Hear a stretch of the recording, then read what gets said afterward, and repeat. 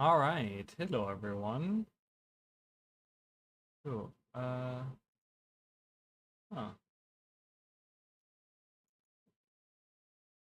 Why does that keep happening to this thing?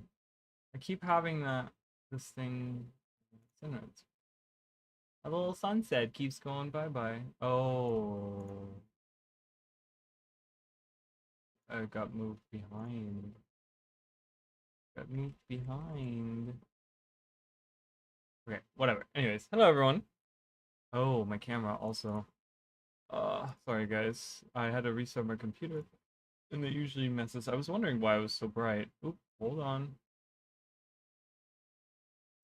Okay.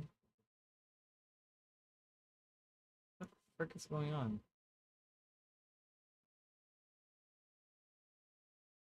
I hate this. Why is it like this?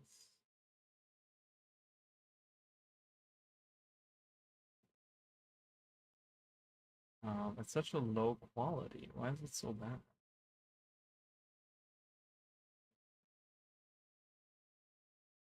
Like, do you guys see how bad that was?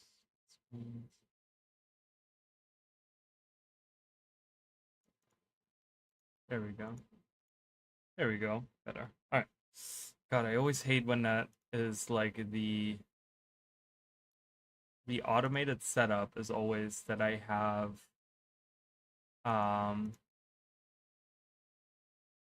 I don't know why, but it always has what is the option? The option is called low light compensation, which lowers my frame rate so much on my camera. Alright, looks better. Okay, let's go in. Let's turn on some sound. I don't even have any sound. Alright, let's go into World vs. World. Oh, or maybe not. We'll see. I haven't done any this week, so we'll see. Still hate the I hate that. I want that to be something else.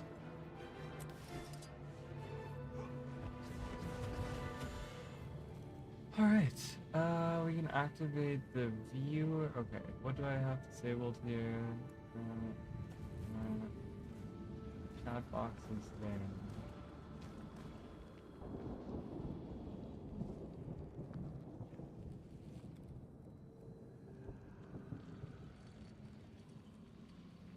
Okay, I had to enable all of that. Because when I record videos, sometimes there are people that, you know, subscribe to my channel or like follow my channel or whatever while I'm offline, and they'll still pop when I'm recording, and that happens while I'm recording, then it'll still pop up on the screen. So I have to like disable. It's really annoying, but all right. I haven't done my dailies, so I can probably work on that. Veterans, that Vista. I can do all that. All right, let's do Vista in the. I wish they would update the dailies themselves. I wish there was more variety to the dailies. Because viewing a Vista, to me, is not a daily. That's annoying. That's just stupid. It's stupid and annoying, and it doesn't make sense.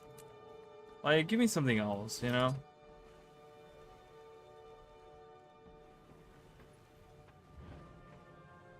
I like completing a heart is good. I think that's very good. I like the combo. I think that should be up. Like 5. Completing a heart. So I'm gonna see if I can complete the heart here. But yeah, I hope you guys are having a good day. I hope you guys are excited for the news that we got today. I know that there's some people that are very just, you know, that have different thoughts on it, myself included, you know. But hey, it is what it is. Alright, can I? Yeah. Sometimes it won't let me do it, so. Alright, finish the heart. You can never have too much treasure. Tiered stuff. I can do lowland code on stuff.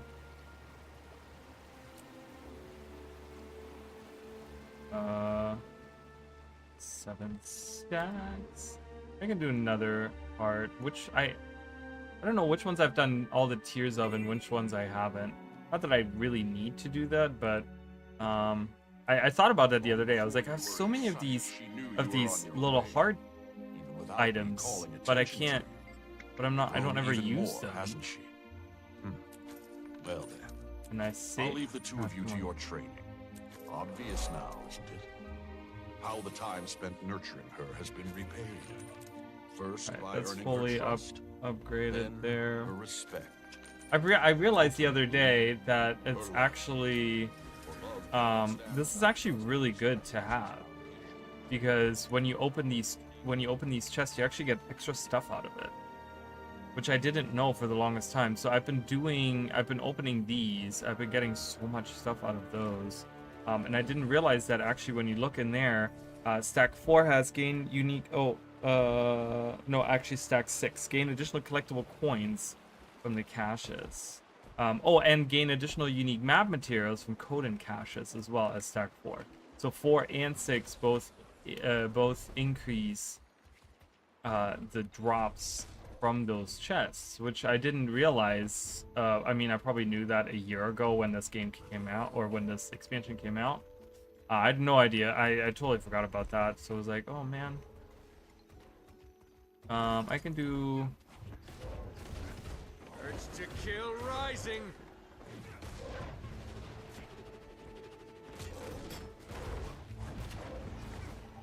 Bounty from the dark. I was gonna say, I'm like, come on. Refreshing. I know I can get my combat combos done. Hey, happy birthday, Mish. How are you?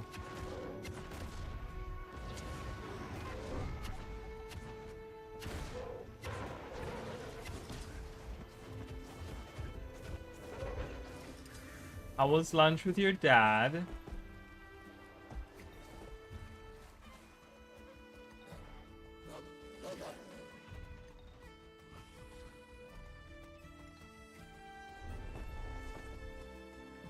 I'm hoping that the internet won't be weird today, or YouTube. I've been so busy today too. Like I recorded a bunch of Rayman episodes. I uploaded a bunch of them. There's like, I think there's like 4 or 5 episodes now that I've uploaded that are coming out. 2 that I have recorded that I haven't rendered yet that I need to upload then, and then schedule. Then I was recording a bunch of videos for my history of the Inquest. I was recording a bunch of stuff, so I've been a busy bee. Got back from dinner instead of lunch like an hour ago. Younger bro doing, oh, awesome. That's great. I love it. Did you have a good time? But yeah, so I've been doing just a bunch of that today. And obviously I recorded that video this afternoon that came out, and yeah, so and I'm doing the giveaway. I was doing that as well. So we've been doing some stuff today. We've been hanging out and trying to get some stuff done.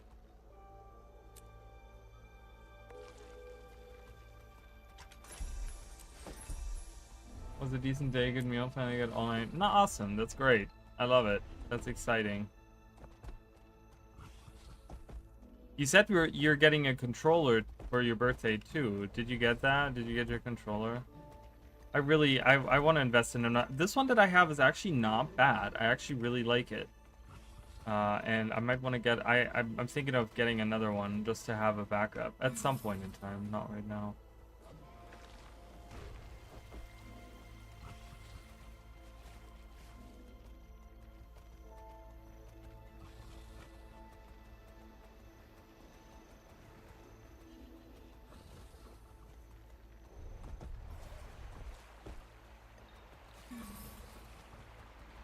And a headset. That's exciting.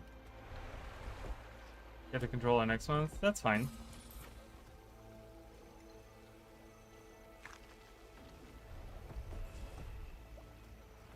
Ooh, there's a major one up there.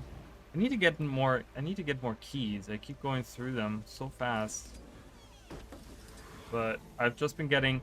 I have a feeling that I'm saying. Look at how many unusual coins I have.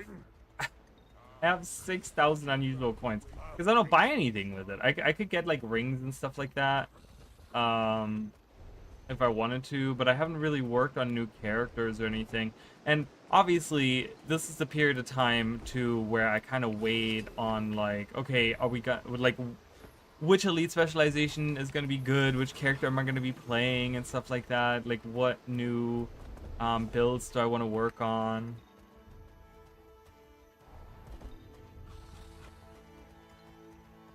I think it was like Canton Raptor and Canton Skip was more important. I'm trying to remember what... Oh, the Canton Raptor? I don't know what that looks like. I can probably see it in there.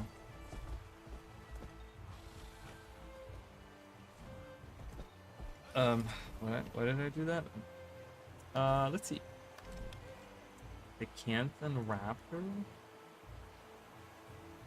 Is this the one? Oh, Canton Raptor. Okay, Canton Raptor. And then Canton Skiff, you said?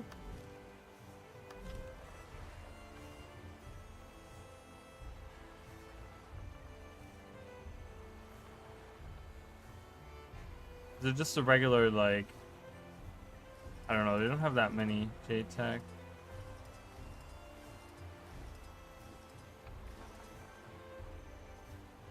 A ghost ship. I hate that the ghost ship... I don't know. Actually, I do like it. Never mind, I actually like it.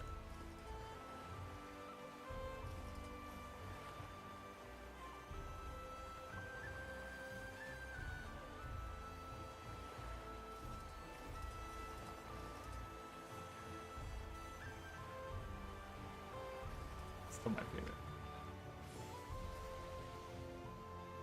For some reason, I thought the upgrade came with the shared images, but now just an identity repair kit.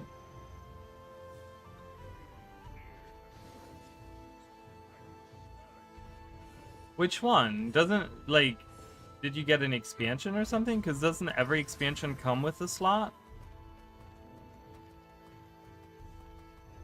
I don't know. The expansions are on sale as well. I will say, you guys, if you guys are interested in purchasing the expansion, they're up to 60% on sale. Right now they're really cheap. Okay. So if you guys are looking to get those, make sure you use my referral link, which helps me out a ton. Speaking of, let me just double check something. I want to look at something here.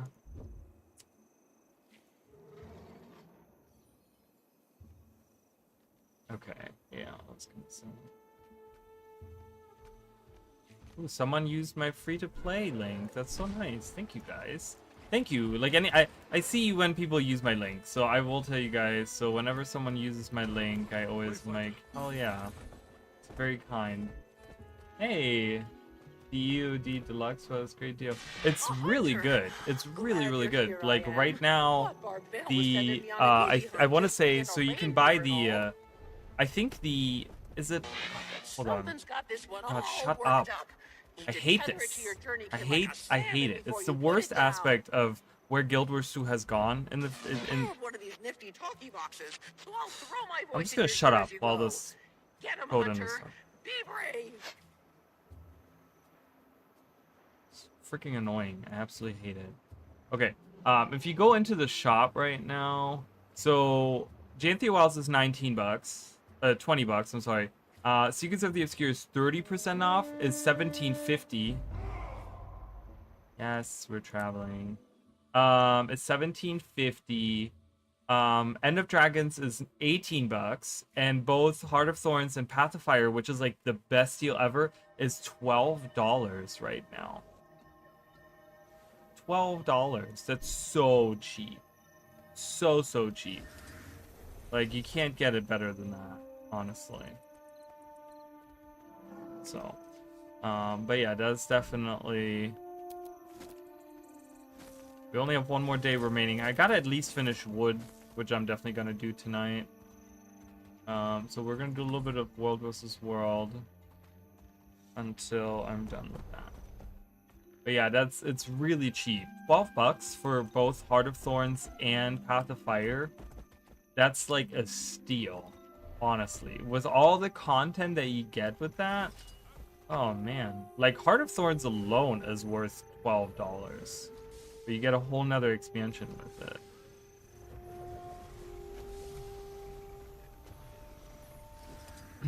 So, but yeah, I see people using it, so I appreciate you guys so much. Anyone that uses my referral links, it's very kind. I used my own referral link the other day. I was like, well, I'm gonna do this. I had a specific reason for that. The 3 infinite tentacle tools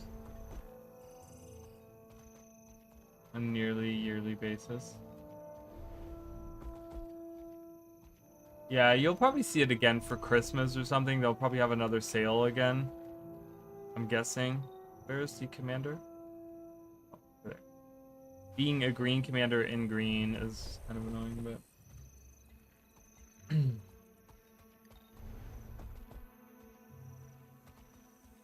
But yeah, I'm excited. I don't know, I guess they're not doing a stream on Friday, which I guess is fine. I just kind of... I'm wondering what like next week's news is going to be for ArenaNet and Guild Wars 2.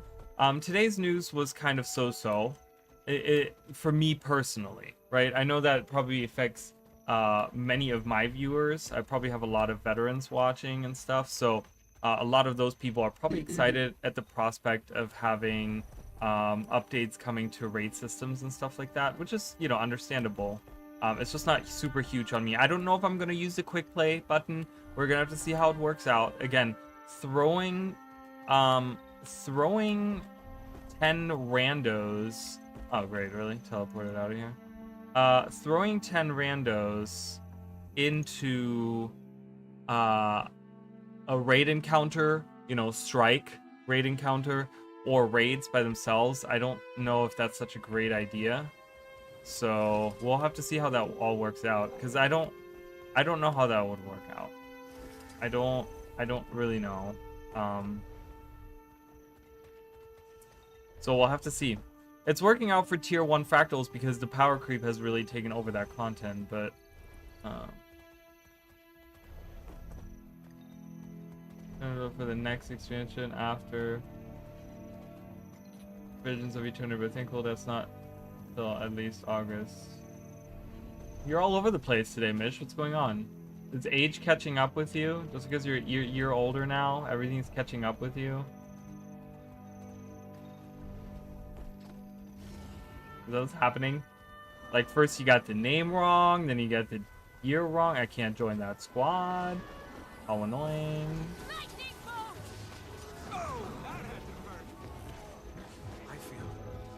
Fuel your own destruction. Having a private squad when you only have like 20 people on the map and you don't let people in unless they're in voice chat is just stupid. You're welcome. Like, this commander is just dumb. I'm sorry to say that. I don't want to be mean, but that's just stupid, because it's like you're now blocking people out of providing boons and getting communications because you just want people to be in chat. Kind of silly. I'm fucking dying. It's over for me. That's funny. Nah, we're too young to die. We're too young to die. Listen, the ones that want to die don't die. The ones that don't want to die, die. So, it's reverse psychology. So as long as you want to live, you're going to die. Soon. I'm just kidding. Obviously, I'm just kidding. It's not. It's not true, but maybe. Maybe it is. I don't know. Commander's leaving. I'm waiting here. I don't care. I just want participation. As long as I keep up my tier 6 participation, I don't even care about the rest.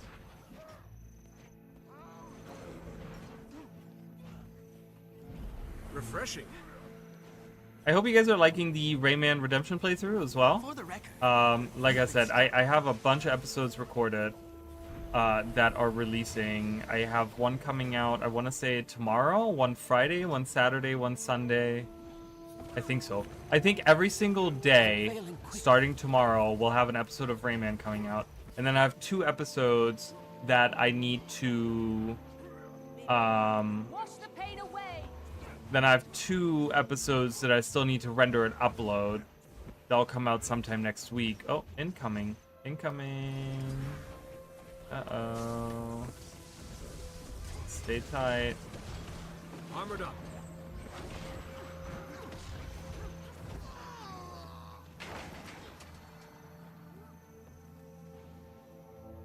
Look at this guy.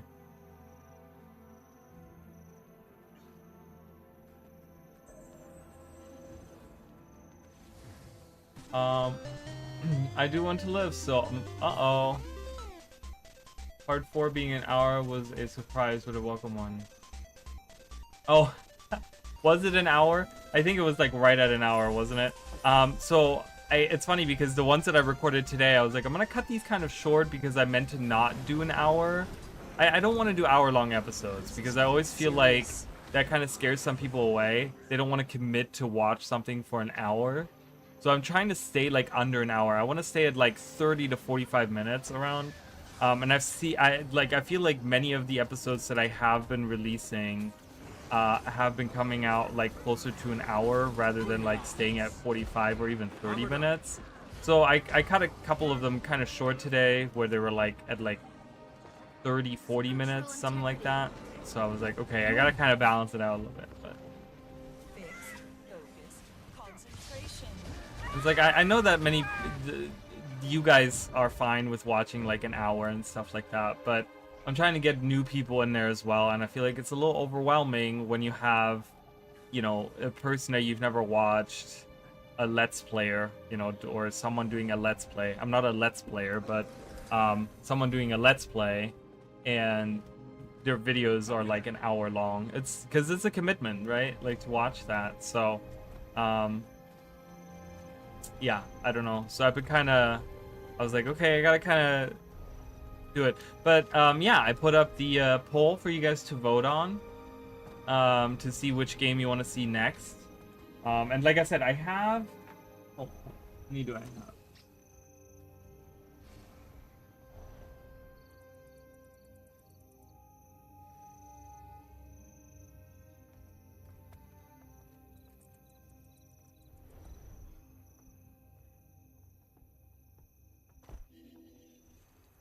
So 23 games right now that I've written down. There was another one that I forgot about. There was something the other day. There was something the other day where I was playing, or actually it was today. I was recording Rayman today, and in the middle of the episode, I was like, oh man, this game too. I need to make sure that I write that down. And I promptly forgot. That's why I have them all written down, because I keep forgetting all the games that I want to play through, which is fine. I'm sure it'll come back to me, you know, as we go through. I mean, 23 games is plenty, and some of them are really long. Some of them are like full-on like RPGs that are gonna take me like a while to get through. So, yeah. That big ass instrument boss you were fighting was a big jerk. Oh yeah, Mr. Sax. Mr. Sax. I don't even remember how we. I remember I can see him in my. I don't remember how we fought him. What did I fight? Oh, I had to punch the notes back. You guys are gonna see there's some really cool worlds that I have never been to in Rayman. That the ones that I recorded today, I'm like, oh my god, this is so cool. Like we're going into some really interesting areas. So I'm very excited. I hope you guys are excited to see the different worlds that we're going to. We're slowly moving to like a really cool world where I'm like, oh, I'm so excited to go there because I want to see what it looks like. I voted. So I don't know how to pronounce it. Is it Kina or is it Kenna? I'm thinking it's Kenna, right? I don't think it's Kina, because Kina would be double E in that sense, right? Rebound! Wash the pain away! Landslide! Armored up. They weren't even moving. Did you guys see that? They were like just hanging out. That fits good.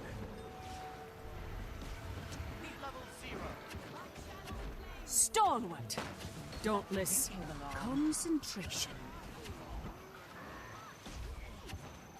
What do I give out? Regen? Okay, interesting. God.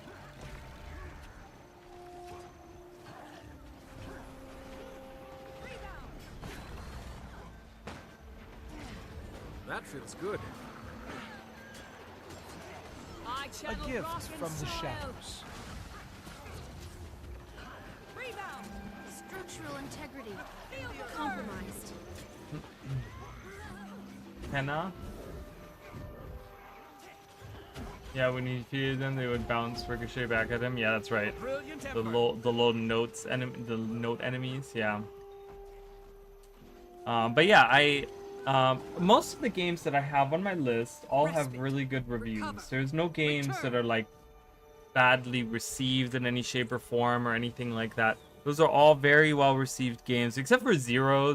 I don't know. I've never looked up Zero, the Kamikaze Squirrel reviews or whatever. It's just a game from my childhood. It's a game that my sister and I used to play, and I've never played through it. It's kind of cute. It's kind of interesting. But it's just like Rayman. It gets like really tough, and I've never played through it, so I don't know. But yeah, there's a ton of them that are like, I mean, most of these, as far as I know, all have like really good reviews, but a lot of these I haven't even played, or I've only played some of it. I've never played through Nice Dark Story and Exploration Atmosphere. So I hear. Interesting. I know nothing about it.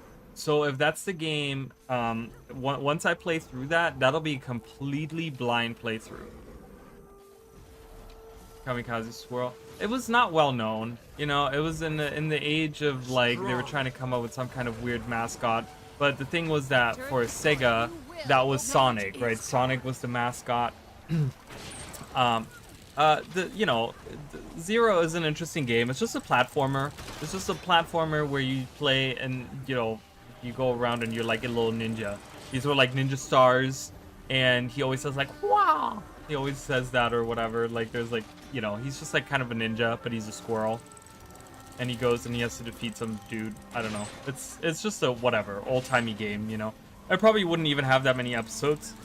It probably would only have like, I don't know. I'm guessing like 2 or 3 episodes or something, because those old-timey games, you go through really quickly. I'd probably use like save states on it because I don't know how much I would, how well I would do. I'm gonna kind of tone down this music or the sound a little bit. But yeah, Nice Dark Story and Exploration. So like I said, I know nothing about it. So that will be a complete blind playthrough. I don't even know why I have it. I think it was at some point it was on sale, on Steam, and had really good reviews. And I wanted some kind of like fantasy exploration game or something. And I ended up buying it, but I never even turned it on. I bought it and then I never did anything with it. So it'll be a blind playthrough, but I have so many games on this list. So many games, and so like older games, like games from way back when, right? Like Zero. There's games from like the early 2000s. There's games from like the 2010s. There's some games from like recently. I mean, so many. Dust, for example, was the other option that I put up there. Dust I have played, but only for like a little bit. I don't know how far into the game I even got. I played it for about, I don't know, I want to say a few hours, and this was many years ago now, so I don't really even remember much about it. There's a lot of them. Like one that I'm very excited to play through is the Spyro, the Reignited trilogy. So when I played through the Reignited trilogy, the first time I played through it was during COVID, actually. And it was, the thing is, I don't remember much about it because many of those days kind of blended together in my mind. I didn't have a lot of, I was off of work for a long time, and at the time I was with my ex, and I don't know, I didn't really, I played through all of it, I remember, but I didn't really absorb it. You know what I mean? Like, I didn't really, like, I know that I played through it and stuff, but I feel like I didn't really pay attention to anything that was happening or whatever. So it'll be nice to play through that again. That's definitely one I'm looking forward to. There's so many that I wanna play through, that I wanna do with you guys. And that one I might actually 100%. Because I really like 100%ing in Spyro. Because there's something about collecting those little gems that really gets to me. Where I'm like, I need to have all of the gems. What is going on here?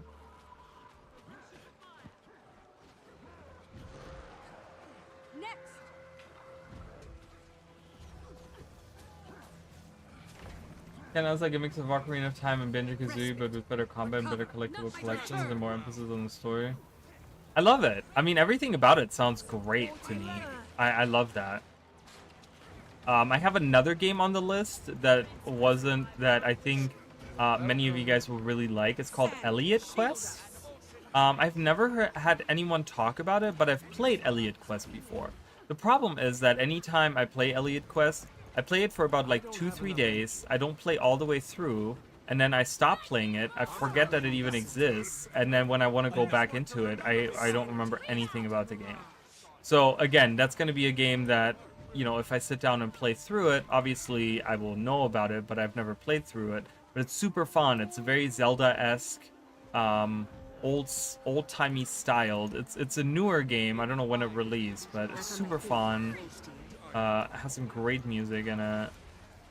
So yeah, I'm very excited to do some more playthroughs with you guys. Oh my god. Liberation. Stand your ground. Honestly, it's more closer to Croc, but the creatures are black furry instead of brown and furry. Return. I like it. I like it. I like it. Not my pet. Elliot Quiz, is that like Quest 64 or something? No, it's something. It's like a 2D platformer. It's kind of like a platformer, but it's like a 2D adventure game platformer, kind of. So it has the same idea of that you got to go through dungeons like Zelda. It's like Zelda-esque in that sense, where you have these dungeons and you have to collect these elements or something. You have to collect like the different elements, and then they're like medallions or something. You can use them. It's very Zelda-esque in that sense, but it's a 2D game with like old school graphics, and you kind of like you have like platforming segments and stuff like that. And it's very like Metroidvania in that sense, because like anytime you get like a new item, it lets you like move to like new areas, and you have to like kind of go back to old areas and use the new items that you got, and it's really cute. It's very cute. It has like a weird story that it tells you, where kind of you unravel this weird like mystery in this world that you're in. It's really cool. It gets very difficult, and I've never really stuck with it. I don't know. I nowadays I tend to not stick with games because I'm always, I don't know. I guess right now it's because I'm always trying to get into like, hey, I gotta do Guild Wars content, or hey, I gotta record this, or hey, I gotta do this, and then I work a lot out of the week, and then I forget that I was even playing this game, and blah blah blah, and so I don't know. So I think the idea of me playing through these games is really good, because then I can focus on them, right? And I'm like, okay, well, I gotta record episodes for the channel, blah blah blah, and I put it more to memory because I'm actually like sitting down and I'm focusing on the game. I'm not just like kind of, because sometimes when I play games, you know, I'll be like doing 20 other things, and I'll be like having something on the second monitor, or I'll be doing, you know, whatever different things in the meantime. Refreshing. So I can't really focus on them, but I think that's one thing that I really like about the idea of, oh my god, can I please stop getting, I can't use my healing skill. I'm not allowed to use my healing skill. Every time I press that button now, I got knocked down, or I got killed in some shape or form. And I'm getting no healing because I'm not in the squad. So I can't provide boons properly because I'm not in the squad. It's just really annoying. It sucks. It sucks. It sucks. It sucks. Stand your ground. This is getting serious. Heal everyone. Choice. Freedom. Liberation. Justice. Yeah, it's kind of like that. It's like Zelda 2. which I would never play. I tried to play Zelda 2 the other day, and I was like, I hate this so much. This is getting serious.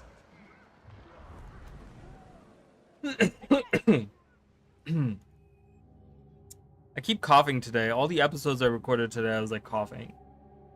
It's not that I'm getting sick or anything. It's just, I think all this talking, like all this recording, all this stuff, it just says a number on my voice. And so I think I have like a lot of mucus that builds up because of that. I need some hot tea. What is that headpiece? Oh.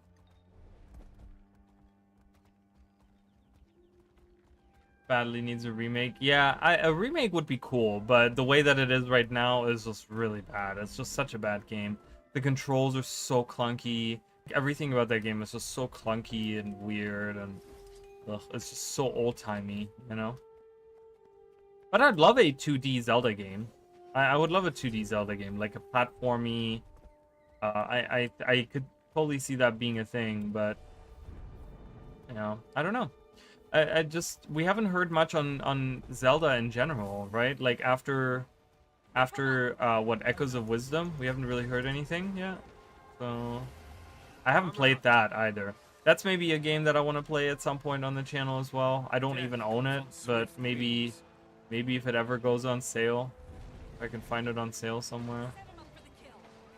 Bro, I've been trying to revive you for 20 minutes and now I'm dead. Okay, why is there two? Oh, there's a specter there.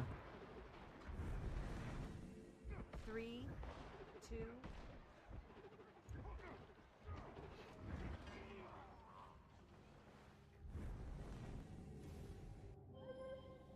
I like how they remade Link's Awakening, but with an improved side-scrolling sections as well, and improvement to leveling up system. Do you level up in Link's Awakening though? One of my favorite Nintendo games of recent years. I think it was the original made UC. Yeah, I did like the original as well. We that was actually one of the games that we owned. We didn't have very many games on the Game Boy on the original. We had the original like brick Game Boy.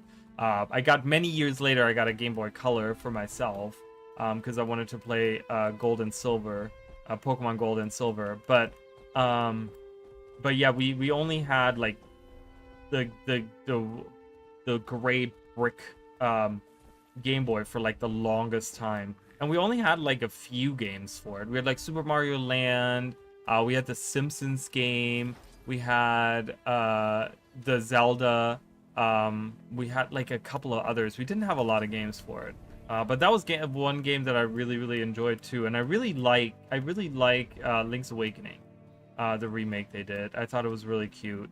I would love to see a Link to the Past. Like, I don't mean a Link Between Worlds, but a Link to the Past. Like, I would love to see a remake of that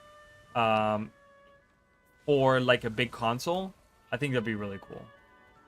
I know that they made, like, all these, you know, games for, like, 3DS to kind of make up for that, but I really want to see, like, even an Ocarina of Time. I would love to see, because I know Ocarina of Time is regarded as this, like, big amazing game, and I don't think that it was that amazing. I think many people were just I think an adventure game like Zelda works really well in the 3D space, and I think that's why it was received so well, because a lot of people were like, that is the next upgrade to adventure games.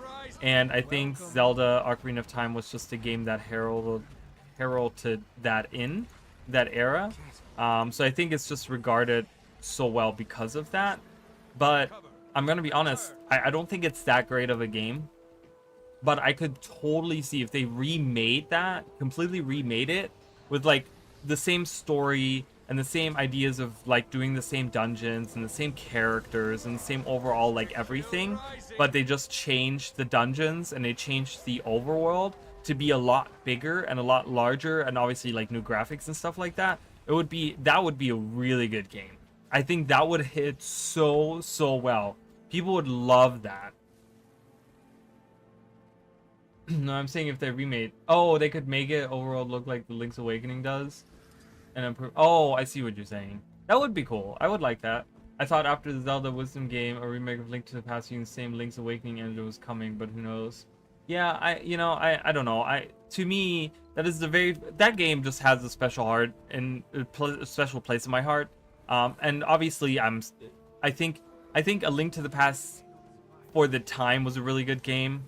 I don't think that it's really like nowadays. Like, I think there's just much better games out there. Overall, but it's not a bad game by any stretch of the imagination. But the thing is that I think it just, for me personally, I love that game so much. It was the very first game that I ever completed, that I ever, not 100%, but that I actually got to the end and actually played through. Was A Link to the Past. So we don't have a commander. The commander left, and we're all just standing here doing nothing. Love it. Well, I'm still getting points, so I'm okay with that. But yeah, I that just holds a special place in my heart because it's the first game that, as like back then I was like 5 years old or whatever, 5-6 years old, that I ever like played through on my own without any help, no guide, no nothing. I played through it.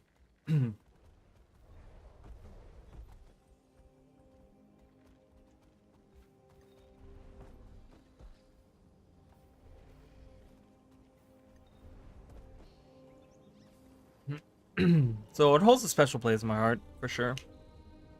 Terranigma as well. So I did do a playthrough of Terranigma, as you guys know, on the channel. But I might at some point do an actual, like, another playthrough of it.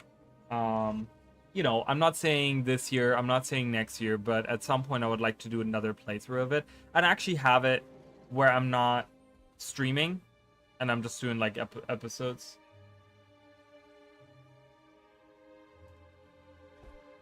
Mega Man 2 for NES. Mega Man 2 was great.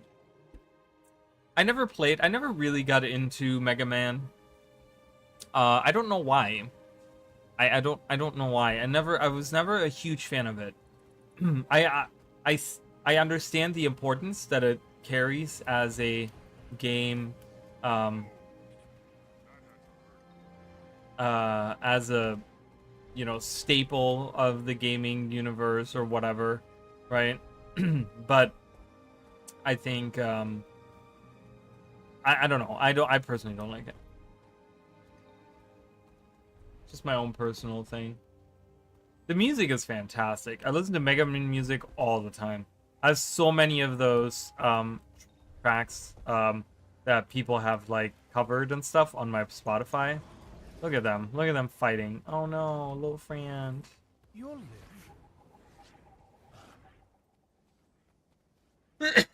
live. All I hear on YouTube is how hard. Yeah, they were really hard. I mean, they were very tough. But the thing is, I think that many of those games back in the day, they made them specifically hard to play because they didn't want people to play through them within 2 days, right? Back in the day, games didn't come out every month, right? Nowadays, we have games coming out on a daily basis. Like, there's literally every day a new game that comes out in some shape or form, or some kind of expansion, or some kind of whatever, right? I don't want to go there. But the thing is that, like, back then you would only get like new hits, new games coming out every so often, right? It was every few months you would maybe get another game. So, even if you could convince your parents to buy you a new game, you would still have to wait a few months until that point, and those games would have to last you, right? So the game developers back then made the games like really, really hard, and you had to actually get good at it. Which nowadays doesn't happen anymore. Nowadays you can download whatever game, play through it in like 2 days, and it's fine because you can just go to another game that came out in that time period, So Mega Man 2 Flashman stage best music period. I don't even know. I don't know on top of my head. Hi Tillian, how are you? Welcome back. It's good to see you. I'm doing great. How are you doing? Oh god. The armies of the damned are here.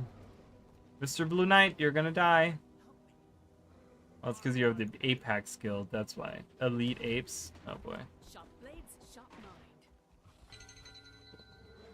They're coming to take our stuff. Well, it was the arcade mentality eating up quarters, even though NES games didn't take any quarters. Yeah, it was. I think you know, I think many developers had not had that mindset of like moving away from arcades, right? Because arcades, even back then, even when you started getting home consoles, arcades were still a thing, right? Like arcades were still out and about, and people were still making arcades and stuff. Like even then, you know. But as the Super Nintendo came out, you know, and we kind of moved to like 3D space, like that's when they realized, well, no, we're making these games for them at home too. You know, it's just for them at home now. You know, so just moved to my first home that I own. Oh well, congratulations! That's so awesome. That's really, really cool. That's a big step. That's a huge step. So congrats on that. That is a, you know, that is a milestone. See, the thing with that is that it's a milestone that many people might never experience, which is really sad, right? That's very sad. So it's great that there are people out there that do get that, right? That's why NES and SNES still even had points when you killed. Yes, they did. Jesus, I got some random Asura saying something. Yeah, and point systems and stuff like that were still in place, even though you didn't really like scoreboards were still a thing in many NES and SNES games, right? Where you had to put in your name because you got a score. It's like, who cares? It's not like this is ever gonna go, you know, anyone's ever gonna see that. It's just on my own person. Didn't actually do anything, but it was something that just stuck around. Didn't actually do anything, but it was something that stuck around for the longest time ever since arcades. Yeah, it did. And even, you know, it's crazy because I played through the Silent Bomber game. I told you, like, I played through that recently, which was one of those PlayStation games that still had, like, it played like an arcade game and still had like a score system like an arcade game. This guy is like coming after me. He wants that kill. He so desperately wants that kill. But he's getting... Oh no, am I gonna die? Please, Ira, help me. Oh, no? Okay. Oh, thank you. Fleeing. I'm fleeing the outside. How about that raid encounter UI? I'm pretty hyped. I hope they do the same for fractals. I'm only paying an extra $300-400 a month on a mortgage than rent. That's good. And you have your own place, right? You can do with it what you want. So that is always... Owning your own home in the long run is always better. Especially the value of it will only go up. So eventually when you sell it, right, you'll make money out of it, right? So it's like an investment for the future in a way too. Like I'm looking at my house right now, and when I'm looking to sell my house, I can get up to, I'm not saying I will get that, but I could get up to 4 times as much as I paid for right now, which is like insane for me to think about. Not that I'm looking to sell my house right now, but you know, I think that's you know, crazy. So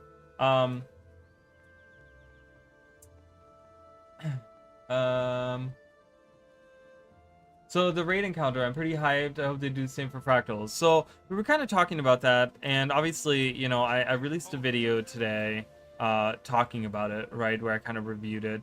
I still think that ArenaNet, I don't dislike it. I'm not against it. I think getting any type of updates to something like raids and fractals and strikes and any of those systems like is a good thing, right? It just tells me the game is still alive and they're changing things and things are moving forward. But in, you know, looking at the bigger picture too is like I think they're just working on the wrong end of the issues, right? Like I don't think that the issues are that the, you know, it's not about trying to get people into playing fractals more or raids more or strikes more or whatever, but I think it's about explaining the game better, right? We've talked about this so much now, and the subject keeps coming up so much, but that's just how it is. I really think that ArenaNet is working on the wrong end of things, because they're just looking to get people in there to play, but I'm like, it's about explaining the game. The reason why people don't jump into raids and strikes and fractals and all that stuff is because they don't understand the game. It's a completely different game from the 1 to 80 experience, and it's because ArenaNet has never updated the 1 to 80 experience, but everything else they have updated.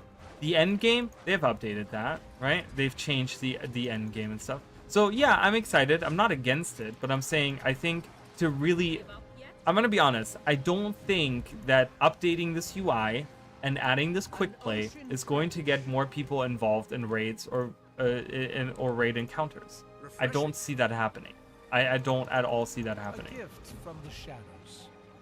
Which is a shame, but I don't see how that would change, how that changes anything. I think it's just, you know, I don't know. It's they're working around the issue, and it's like, just work on the issue, please. Like, that's not the issue that the game has, you know. It's not the UI, it's not that, but you know, you'll probably never get around to it, but in RPG I'm always interested in seeing someone do of a 7th saga. What system was that for? Maybe I'll be interested in it. I feel like I've never heard of it. It's a condo, which is the only downside, so I have to be part of an association. But it's bigger, and you're right, it's mine, so I can do what I want with the space. Yeah, I mean, I think even a condo, even if you're part of an association, you know, I mean, just as long as you abide by the rules, you know, it should be fine. But you know, and it doesn't have to be your forever home, right? I know people, like, I know people in their 60s and 70s that are still moving around, that are still, like, obviously they have money to do that kind of stuff, you know what I mean? But yeah, there's people that, like, even in their 60s and 70s are still moving around. So just, you know, it doesn't have to be your forever home. So for now, you have that, and you can live there for, you know, whatever, a decade or whatever, and then say, you know what, I'm ready for something else. I'm ready to have a standalone home somewhere or something, right? So 7th Saga was on the SNES. Yeah, I watched your video today. I agree with you on that for sure. I really hope they create something in the core experience so they can teach players. I think it will get more people into it if you like PvE content or when you want to be better at the game. Well, but that's the thing, is like, the problem is jumping into a raid doesn't make you better at the game. Okay?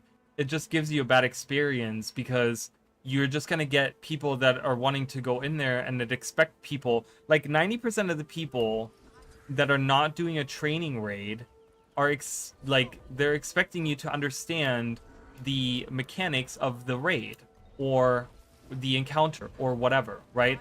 So when you jump in and you just quick play, and then after you're done with quick play, you're just, oh, okay, well, I'm just gonna play whatever, right? Like, it's just gonna be negative. It's just gonna be a negative. It's not gonna be good. I don't think it's gonna be good.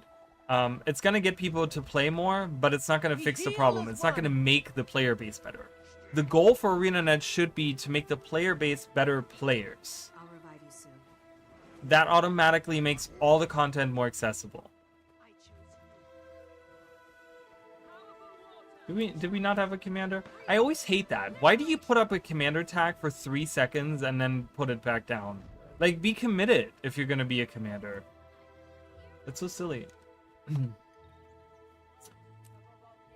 Created by Enix before Square bought them and merged to become Square Enix. That's interesting, because Terranigma was also I think published by Enix before it became Square Enix. So it was made by Quintet, was the actual company that made it, but I think the publishers were Enix for Terranigma, which was also on the SNES. I want to see that now. I want to look at it. Hold on, let me look at it real quick.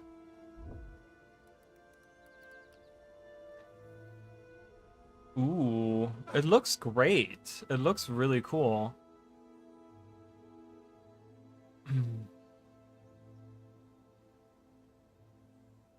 I might play that. I don't know. I'll definitely put it on the list. We'll see if I'm gonna get through it or if I'm gonna get to it or not. I'll definitely put it on a list. Again, I want to experience more games that I haven't played too, you know? For me, the Fractal beta, I love it because I can brain dead do fractals late at night after work and chores and not have to play at super high level. I do fractals while I watch your stream, which is fine, right? But again, like doing the quick play beta in tier 1 for the fractals doesn't prepare you for tier 2, tier 3, tier 4. So it's a fallacy in the sense that it makes you think that you understand what you're doing just because you're going into quick play and you're getting carried by 4 other people that know the mechanics, or that can just, you know, you can just bum rush the whole thing and you don't have to worry about mechanics. You can just skip everything, right?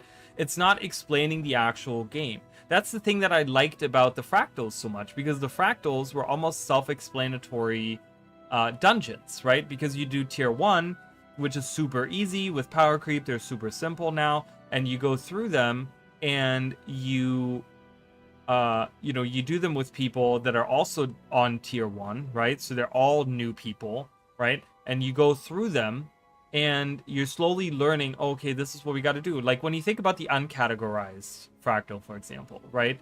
You go in and you have the, yeah, just kill me, I don't care. So if the uncategorized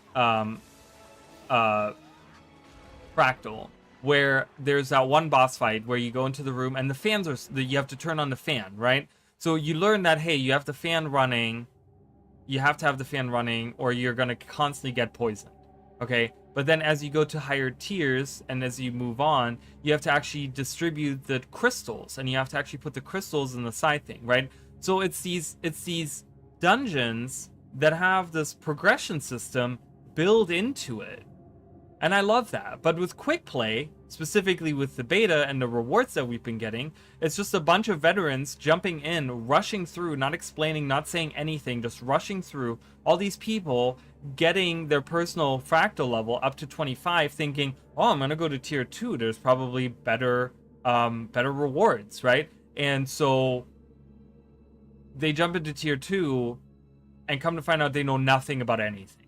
Right? Like they know nothing about that's going on. So it's just very concerning to me that is how we're right now we're just dragging, like we're making it so appealing to new players to go play the end game stuff. It's like, but you're not fixing the issue. The issue is that you yourself are not explaining the game to the player.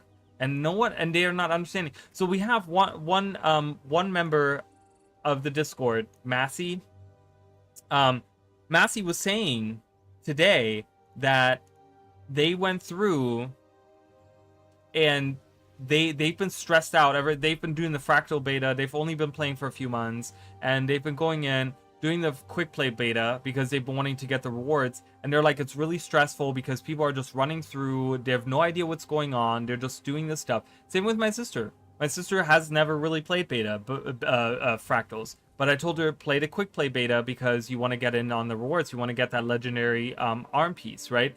And she was like, oh, okay. So she's like, yeah, I've been doing these fractals. I know for a fact that she does not know any of the things that are going on in there. And that's just a shame to me, because I'm like, you have this really interesting, intricate system set up with fractals specifically that the difficulty gets harder and harder to do them, and the rewards get better and better and better, and you want to drive people to get better at the game, right? And that is the fractals are the true introduction to endgame, because they're 5-man content, so you don't have to have a full organized 10 people, you only need 5, and you don't necessarily, for the lower tiers, you don't need necessarily all of the different the boons and stuff like that, right? But as you go on, you have to slowly organize, right? And it's a great system that's set up, but it's like, you have to instruct people on what to do. You can't just drag them along and say, hey, you can get a legendary if you just jump in and play with veterans that carry you through it. That's not explaining the game. That's not giving the person a good experience, because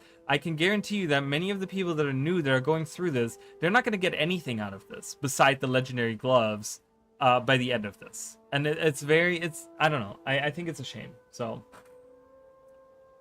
Act Razor, Star Ocean, Ogre Battle, Brain Lord, Robo Trek.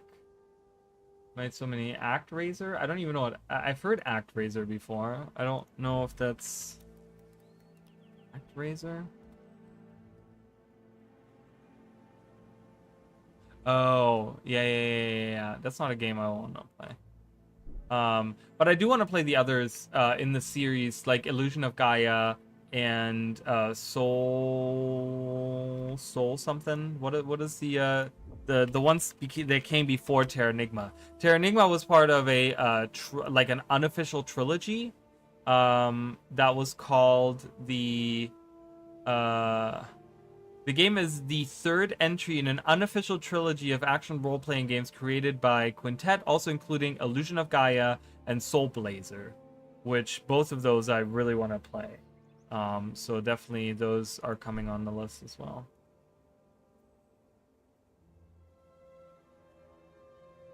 Godzilla Ultimate Impact for the Dreamcast, one of the best Godzilla games ever made. Really interesting. Right, I guess I'm going from my perspective. For me, I look for information about the games I play, and that's fine, right? Like, but like I said, many people don't even like. I showed my sister just to give you a perspective, a different perspective of that as well. So the other day, I showed my sister the wiki for the first time. My sister has been playing Guild Wars 2 like on and off for about 2 years now, something like that. She had no idea that the wiki was as good as it is. I was like, dude, you can wiki everything. I'm like, dude, anything you want to make, anything you want to look for, anything you want to work towards, any reward, anything is recorded on the wiki.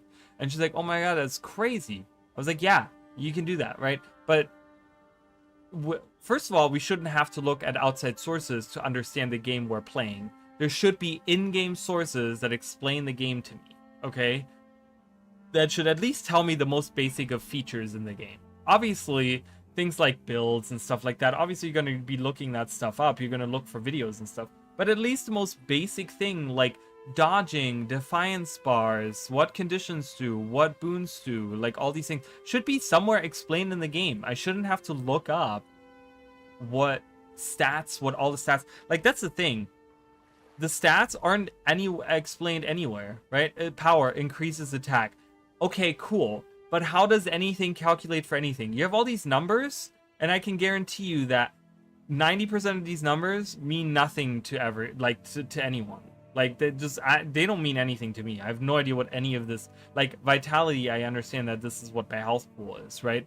But reduces incoming damage by how much?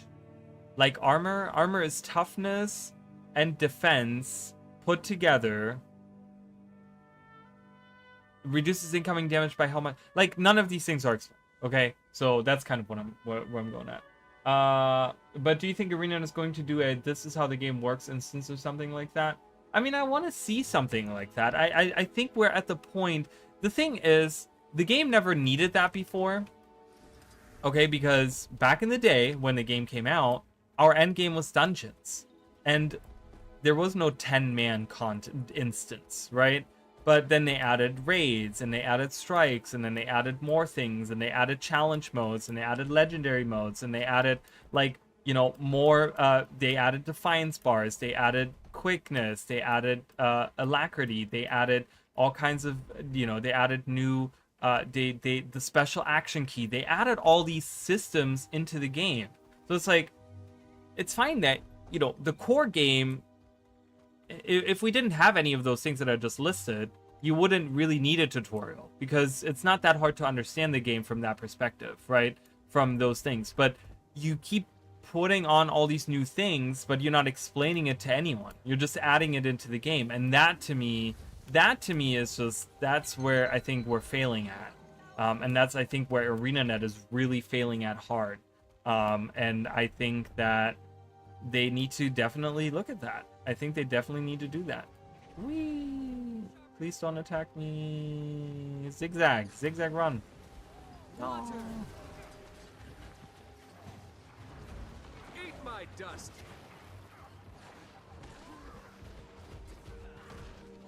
You can't type Steam? mystery is mine. Yeah, I'm familiar with the full Soul Blazer trilogy. Yeah, I've never played the actual Soul Blazer game. I played through Illusion of Gaia, which is such a sad game. Illusion of Gaia, I think, is the saddest game I've ever played. It is so sad. It's so sad. Oh god, it's so heart-wrenching. Like when people are like, "Oh my god, Final Fantasy VII is so sad." No, just because Aerith died in that game doesn't make it a sad game. I can guarantee you that. Like Illusion of Gaia / Illusion of Time, depending on which region you're in, saddest freaking game. It's so sad. Ugh, just thinking of all the things that happened in that game, I'm like, god, awful. ActRaiser is fantastic. If you do play, just get the remake on Steam. Why does YouTube censor a whole sentence I type because of one word they want? Can't type Steam, so I had to write it weird. I found anytime I suggest you get something on insert site, it doesn't. Really? Is that? Oh my god! I might have to look into that. I don't know if that's something I can change in my settings for my live streams on YouTube. That might be something that I can change. I didn't realize that was a thing. That's very interesting. Huh. Get the remake on Steam. I don't know if I want to play ActRaiser. I don't know if that's something. But we'll see. Maybe at some point. Maybe once I'm through all of the other games and I have nothing else to play. For more just errors. But I get what you're saying. Yeah, but that's the one thing that people think of. When I think of like Illusion of Gaia, I think about Hamlet dying. I think about the one friend that gets eaten by the whale, and then he uses a pipe from inside of the whale to give you like Morse code or something. He does like a Morse code message or something. And then he dies, and you end up seeing his spirit at the end of the game. Like, it's so sad. I'm like, what? This is so sad. I can't. That's awful. It's so bad. I'm like, God. I just want to cry every time I just think of it. It's awful. I'm gonna get the Healy. I'm gonna get the healing one. Yeah. This is a great normal platforming game with a city building aspect, but the city building is not super difficult. It's pretty casual. I might look into it. I mean, I don't know. I have a long list of games to get through, you know, so we'll see. Maybe at some point.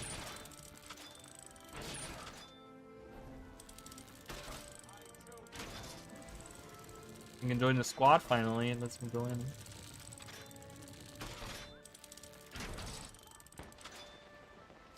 But yeah, I'm very excited to play through a lot more games. Kind of glad we're doing it now.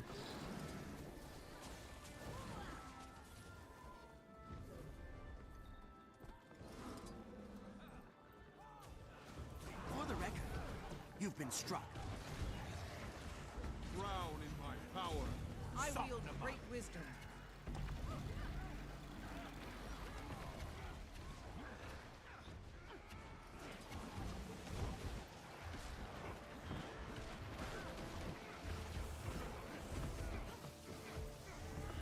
Actors to the estimates never got released in America. Interesting. Yeah, I do want to play. I'm excited to play some games that I've never played before too. Like So obviously, and you know this, Mish, but I've been playing. You know, I've been watching. We've both been watching like the Game Grumps, right? And they've been playing through the TCG simulator. And it was on sale the other day, and or it was actually like it's on sale right now or something. So I had to get it because I've been wanting to play it so bad. Like the shopping simulator, the you know, the market, what is it called? The supermarket simulator. Like that I wasn't really excited about because I'm like, but like the TCG simulator, I'm like, okay, I can kind of really get on board with this. And so I got it, and it felt, I'm gonna tell you, it's so nice to play a game that is super fresh that I've never played before. It's been a while since I've done that. I always tend to play the same games or play games, you know, especially like with MMOs and Guild Wars 2, it's always like the same games, and I'm like, man, I want something like fresh. I want something that I haven't played, and that is a completely different game, right? It's a completely different game where I jump in and I'm like, oh my god, this is so different now, you know? Everyone hates it. It's trash. So everyone hates it. It's trash because of the city building. I haven't touched that. I'm not into TCG or simulators. I'm not either, but I think the supermarket simulator was one of their most recent, like really funny series. It was really funny. And then I've been watching that, and I watched it, and it's kind of nice because they play many times. They play games that I would never touch, that I would never play. So it kind of feels nice because I feel like I get the experience of playing the game, and I can say, hey, yeah, I know that game, right? Like I could even say like, hey, I played it because I watched what they played or whatever. But in the end, it's, you know, like many of the games I don't want to play. So when it came to Supermarket Simulator, I was like, oh yeah, you know, whatever. I'm just gonna watch it. There's no way that I'll ever play something like this out of my, like, on my own accord, you know, that I'll ever play that. But when I played the TCG one, I was like, oh my god, I do love me some good TCG games, and this one is just, it's much more chill, you know. It's a very chill game where you just kind of sit there and you kind of like sell some cards and make sure your shop looks nice, and it's nice. I don't know, I do, and I enjoy it. It's very relaxing, and it's a different, it occupies a different part of my brain than something skill based like Guild Wars 2 or like Elden Ring or Dark Souls or something like that. It occupies a different, it exercises a different part of my brain, which is really nice. So I can sit there and I can be like, oh, well, I really, you know, I want to just relax after work, and I can just play that, and that's really good, you know. Things that ever, like with Sims 3 and 4, Sims Medieval, Sims City, Roller Coaster Tycoon. Roller Coaster Tycoon, I played the original one way back for the, oh, I already used my display. Way back for the PC, way back when. That was a great game. That was super fun. Like killing people on a roller coaster, like having the roller coaster to hell where it didn't have like an exit and it was just like shoot them out. Oh my god, it was so funny. So funny. So many fun things that I used to do in that game. I might take PCG out after I finish catching up with the completionist videos.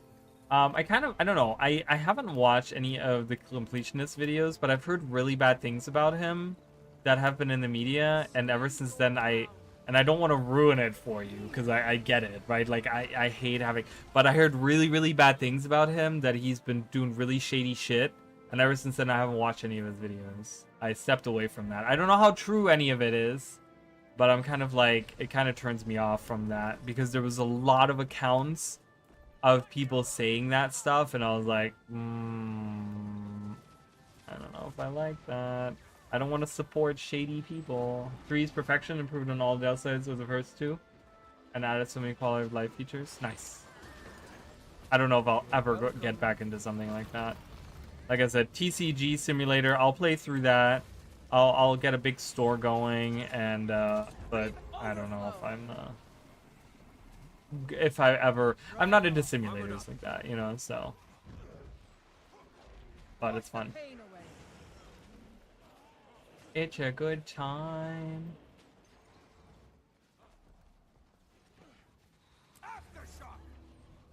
You know, and then with the thing also is with like, I'm trying to get through like Rayman Redemption and maybe do one other game before the next expansion comes out, because then I might take a break on the playthroughs, because I'll probably be concentrated on making videos about Visions of Eternity. So I stopped watching him a year ago because of what you're talking about. I resubbed because he did a recent video addressing it. I trust to believe him. Oh really? He did address that? Interesting. I wonder. I might watch it again. I used to love his videos. I used to watch them all the time. And I thought he was like a really swell guy, and then I found all this stuff out and I was like, oh, no, he's not a swell guy. Like, I don't know. The thing is that you know, obviously I could just be saying that, right? Like, you guys could be like, oh, well, Raleigh's just saying that because, you know, he wants to sound good or whatever. But I'm a very honest person. And I could never I could never do something where I, like, betray the trust of people. Like, where I do, like, a fundraiser for a specific reason, but instead of, like, giving it to the organization that I do it for, I, like, pocket the money myself or any, like, I could never do something like that, you know what I mean? I really could not. I was talking to a friend the other day about something like that, and they had, like, an idea. They were like, oh, we could we could, right? It was like they were kind of including me in that, and they were like, oh, we could do this, and they had, like, this really shady idea, right? And it was just kind of like, they were like, oh yeah, we should do this and this, and it was like on the verge of being illegal, but, like, not really, but it was like just shady practice in general. And I was like, I don't do that kind of stuff. I told him straight up, I was like, I don't do that. I'm like, I don't want to do that. I feel bad. I don't like scamming people in any shape or form. I'm like, you can do that if you want to, but don't include me in that. I'm not doing that. So, you know, I don't know. I'm too honest of a person when it comes to that. My inventory is full. My inventory. So many things. So many things. Oh, well, we have room again. Ah. Too many resurrectors. He's completely and utterly alone now. He has no friends and nobody working under him anymore. It's just him, his room, his games. It's honestly kind of depressing, so I feel for the guy. Ooh, that's really sad. That's really sad. Because he did, like, he was doing really well. But that's the thing, though, also, like, I don't know if I feel that bad, right? Because I think about it, I'm like, well, it's a conscious decision. It wasn't some, you know, I feel bad for people, you know, when bad things happen to them that are out of their control, which many times in my life, that's stuff that has happened to me, right? It's like stuff that has been out of my control that's happened to me, and I have to deal with it, right? And but with him, it's like, it's a conscious decision that you made that, so I don't really feel bad. Not that I, you know, I'm not watching it because of that, but I'm saying, like, you know, if I were to watch it, I'm not going to feel bad for you because you consciously made the decision of being a dick, pretty much, right? If I receive evidence of him being a piece of, then I'll feel numb and never watch him again, but we shall see. I mean, you should always give people a chance, right? And again, I'm not telling anyone, again, we always talk about this being an influencer, blah, blah, blah. I'm not telling anyone, like, if you guys feel like, and I'm not saying this specifically to you, Mish, but I'm saying this in general to people that are just watching in the background. But, you know, if you feel like watching him, that's totally fine. I'm just saying for me personally, right? It's totally fine what other people do. I mean, you know, no shame on anyone supporting people that they like or that they think deserve a second chance or whatever, right? It's like there's no shame in that whatsoever, and I will never judge anyone for that. But for me personally, I'm just kind of like, man, you know, you had a good thing going and you fucked it up yourself. You did that. You cannot blame anyone else, and yeah, now you're by yourself and you're alone because you fucked it up. He owns up to what he did and apologizes, which is good.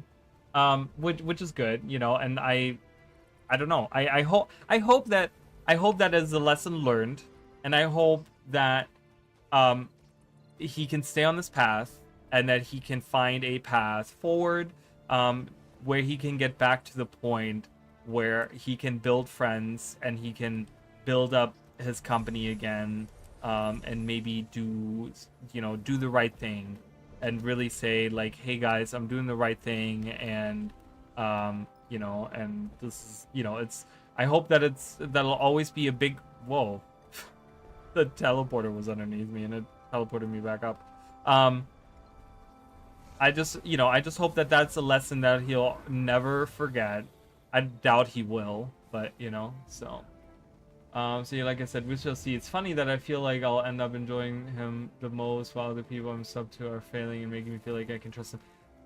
And that's, see, but that's the thing, right? That's we're, you know, you're probably watching people that are slowly, like, people that are building their channels and slowly getting to that point where they're, you know, getting the fame and the money and the things, right? And they're like, oh my god, I can get away with these things, or I can do all that, right? It's part of that, right? It's part of that. I don't think I'll ever get to that point. I've never been popular. I don't think I'll ever get popular, but I can kind of see where that comes from, right? Because money can corrupt you really easily. Once you get to that point where you could do that, where you have access to this kind of money and stuff, I can see how that can affect you and that can entice you, right? Like, just because in the world we live in, like, money gives you like, having money gives you possibilities, right? And being able to do things you couldn't before. So I understand that, you know, as you get more popular on YouTube, you get more, there's more of the enticement of, there's more money coming, there's more things that you can do, there's more ways that you can, you know, even something as simple as clickbaity titles and thumbnails, right? Where you draw in people because you're just like, oh man, I see the views, I see the things coming. You know, like, how do I get more of that, right? And they make clickbaity titles and clickbaity thumbnails just to get more of that, right? Like, there's a little bit of that. And I've always said, like, I will try my best, and I hope you guys will be the people that will say, like, because I want to hear that from people. If I ever get to that point where I make clickbaity titles, or I make, like, content that isn't really me anymore, where it's just throwaway stuff, where it's just like, you know, you're just doing it for the views now. You're just doing it because you're making money with it, right? Like, if I ever get to that point, I really hope that the people that have been watching me for years will say something and say, like, hey, not to be an asshole, but I really think you're kind of going off on the wrong path here, right? Like, I want that, you know, because I'm not infallible, and we're all just human, right? We're all just human. And we all have flaws, and we all just, you know, so I never want to get there. I don't want that to ever happen to me. I want to get there. I want to get to the point where I am popular, right? And famous and rich and whatever, right? Like, I want that. But I want that based off of the things that I do, right? And that's something that I've dealt with. I've been doing YouTube specifically for 5 years now. Actually, almost to the day now.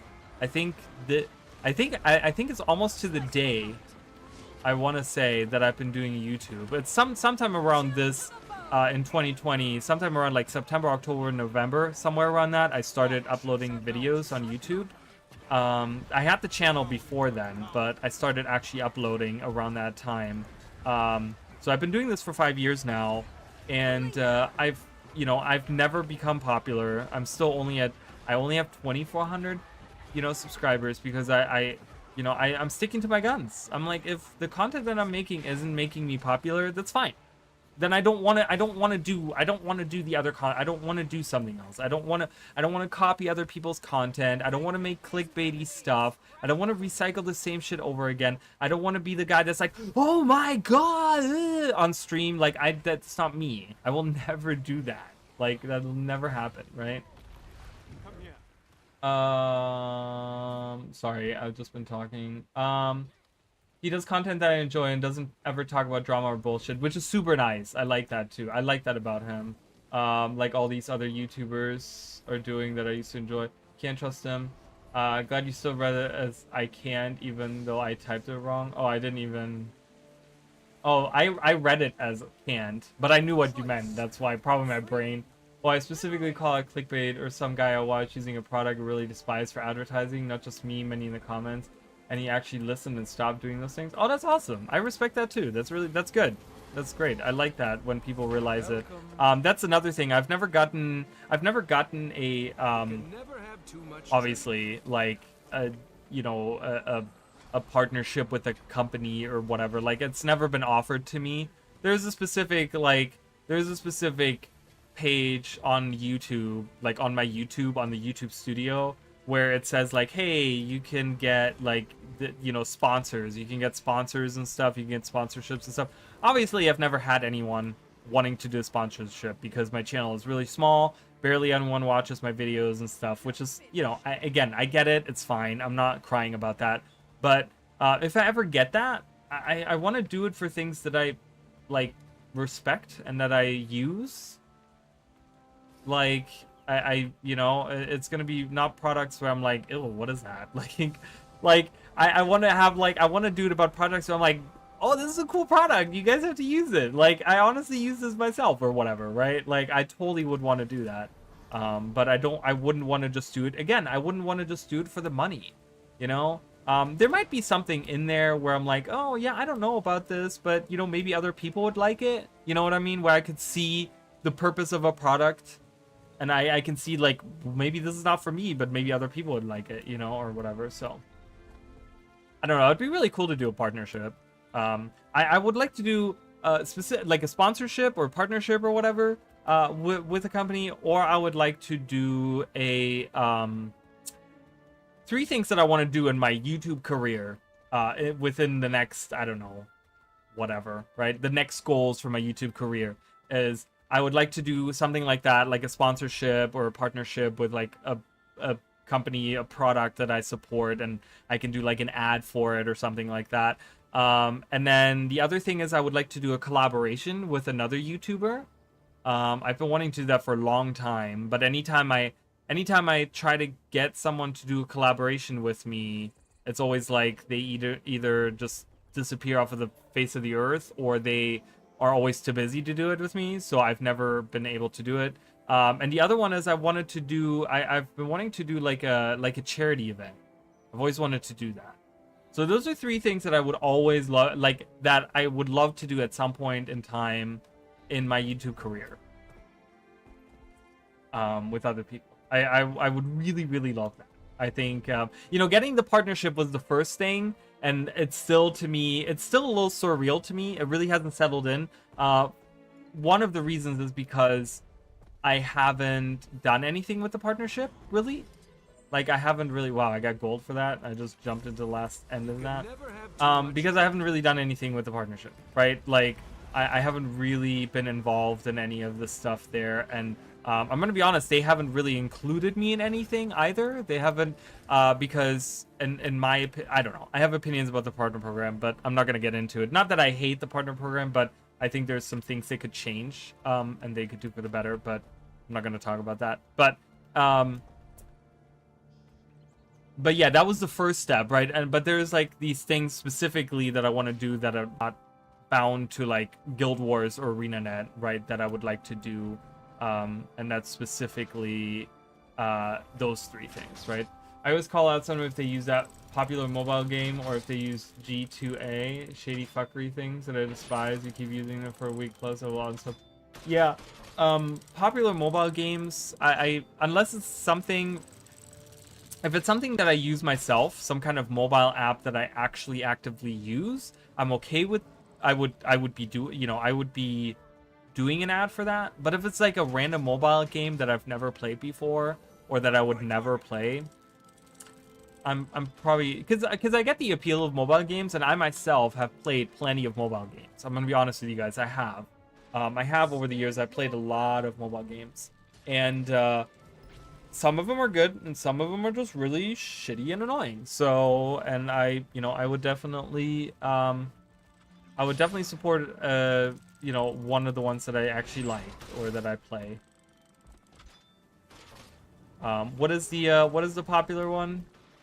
Raid Shadow Legends. Man, such a boring game. I played it. I've tried to play it, but I'm like, I don't think I would ever do an ad for that.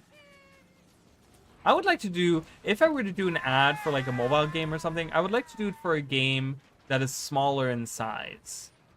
Like that doesn't have like, that isn't already popular. That doesn't already have like 75,000 YouTubers making ads for every single day. Right? Like I would want something that maybe not everyone has heard, maybe something that's like brand new, but that's actually like a legit good game. Like I would love to do that. I think that'd be really cool. So yeah.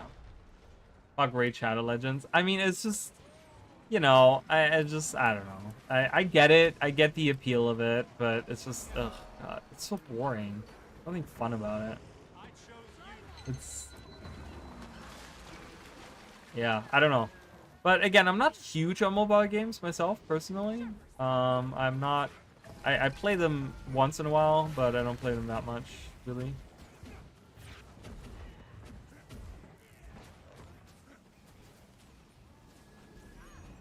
Geological forces at my command. Rebound! Flames to your mind. You'll live. Come here. Only mobile games ever like Fallout Shelter, Elder Scrolls card game, but both of those have PC versions. The one that I actually liked, that I played for a long time, I forgot the name of it, but they made that... Oh God, what was it called? Oh God, I need to look that up now because it's gonna drive me crazy.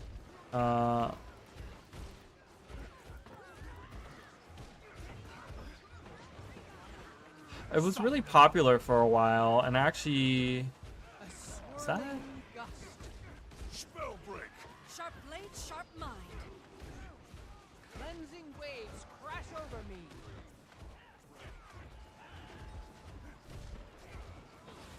Oh God, I can't... I don't see it. I know when I read it, I'll be like, that's it, right there. I don't remember though.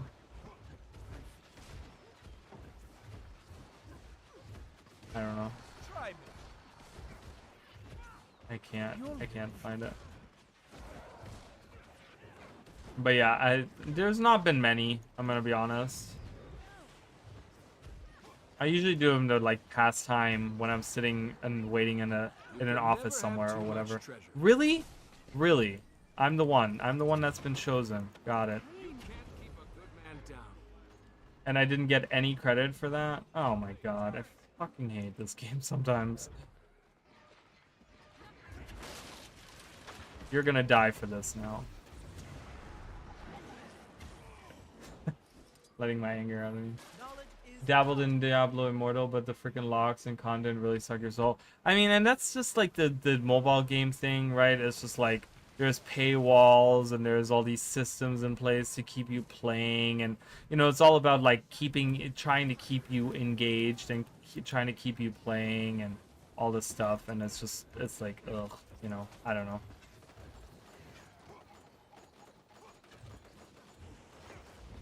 Feel Grid's icy embrace. Armored up. Death stalks me. Head down. It's so cold. You're welcome. You're welcome. It's very Moana. You're welcome. Very sing-songy, right? Is that the reference there? Is that the reference to Moana?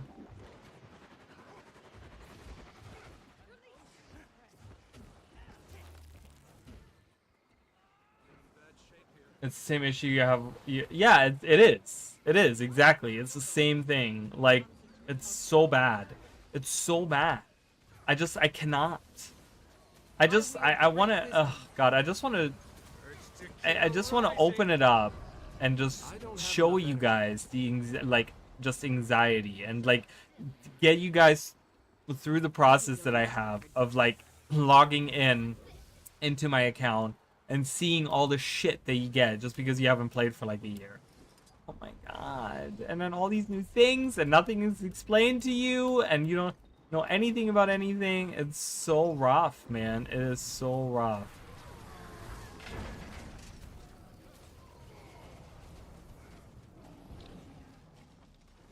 Showers you with all these currencies and limitations, and that's exactly it, right? Like, I hate that. The less currencies and the less things you bombard me with when I log in, right? Like, I don't want to log in and see, like, just my mailbox full of things that I don't know what they do.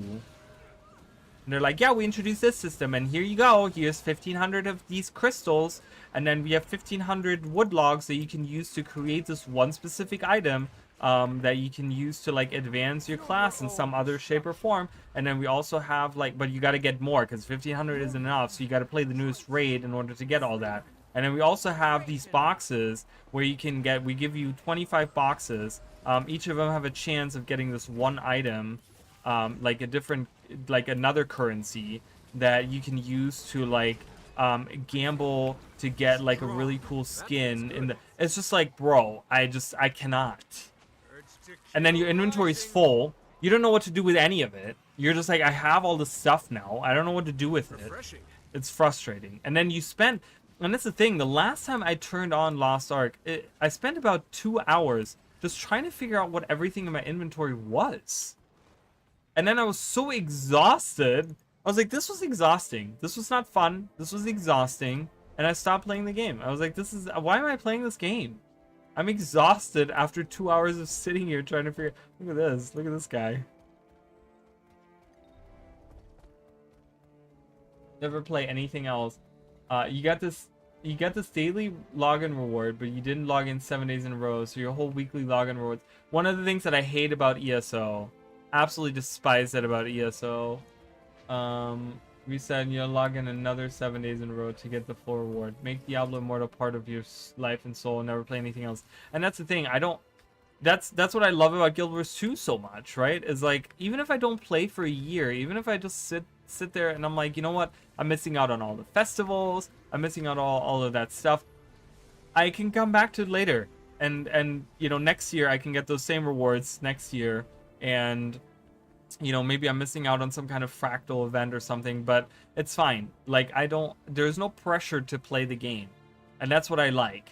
You know, it's almost like a single player game experience where I can say, well, I want to pick up where I left off and not feel like I was missing out on every, like it's almost like the games give you a guilt trip of like, yeah, well, you haven't logged in 3 months, so here's all these boxes. Because you didn't log in, so here's all the stuff that you missed.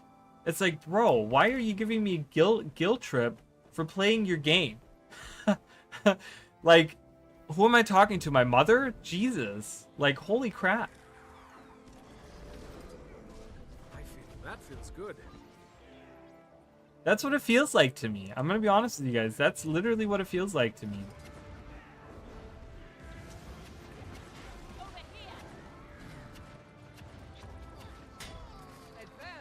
Welcome.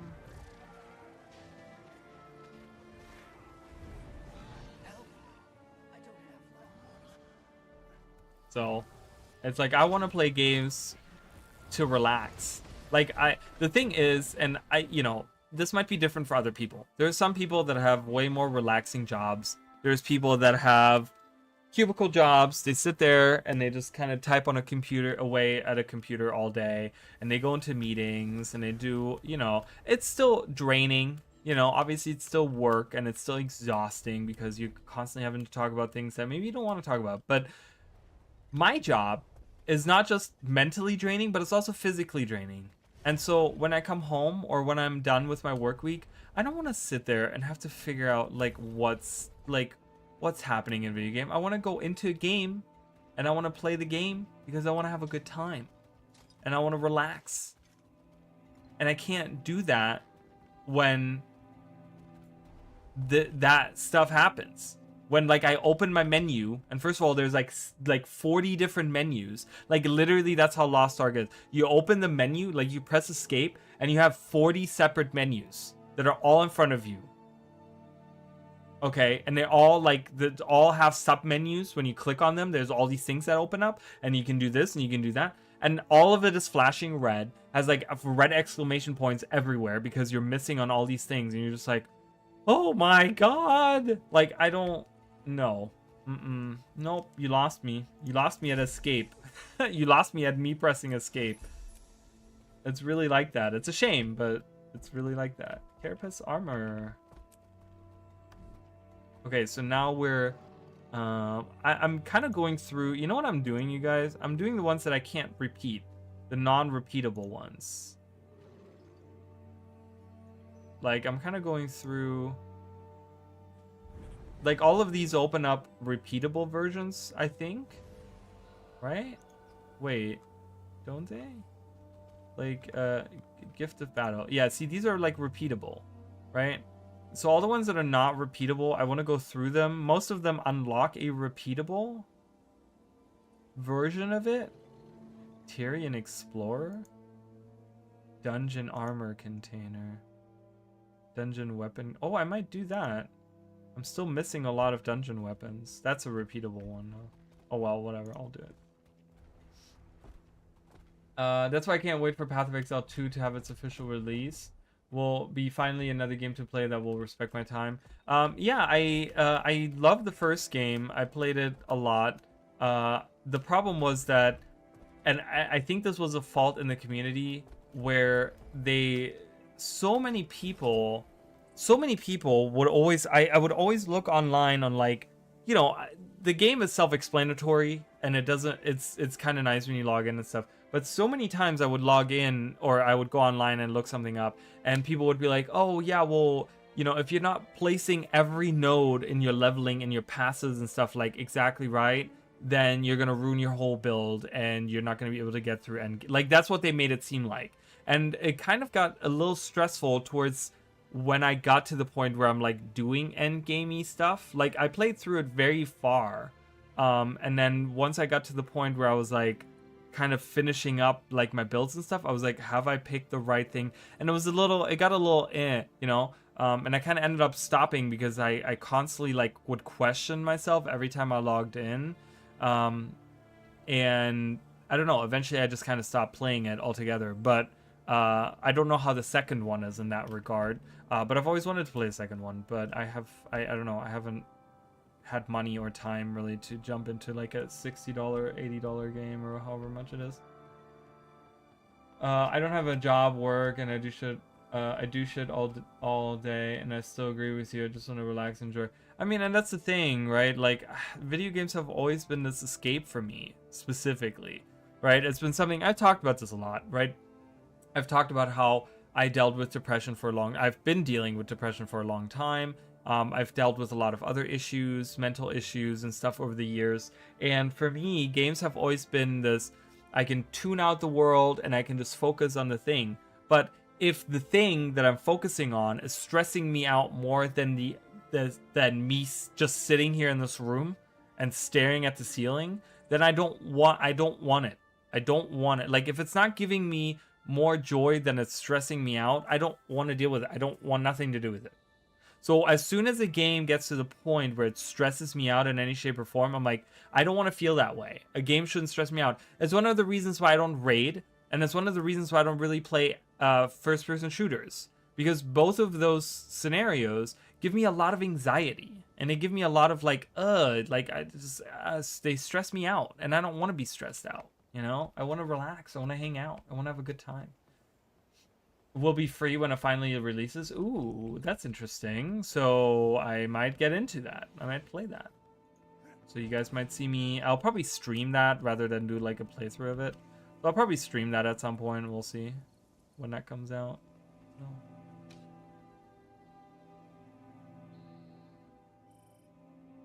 I think I did pretty good on the fashion on this guy.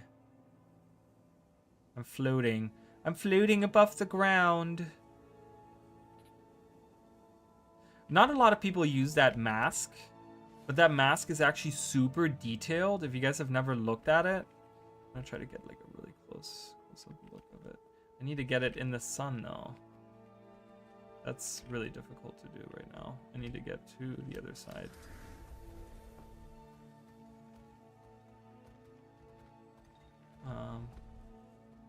So this way will probably work.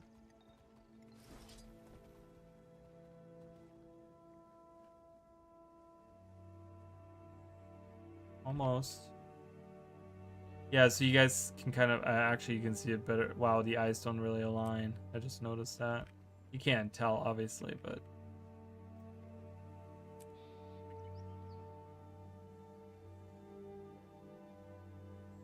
yeah, look at the detail of the mask. I love that so much. It has like all these cracks and stuff in it. So cool. It looks so awesome. I love it so much. Wait, but what was one people who didn't trust you? No, they don't, because I can just sit here and I can just, even if I die, it's fine. See, the rating, with the rating, there is like accountability. So there's only 10 of us, and if I keep dying and if I keep getting downed, I feel like the 9 other people are like looking at me like, what are you doing? But when I'm in World vs. World and I just die, I don't care.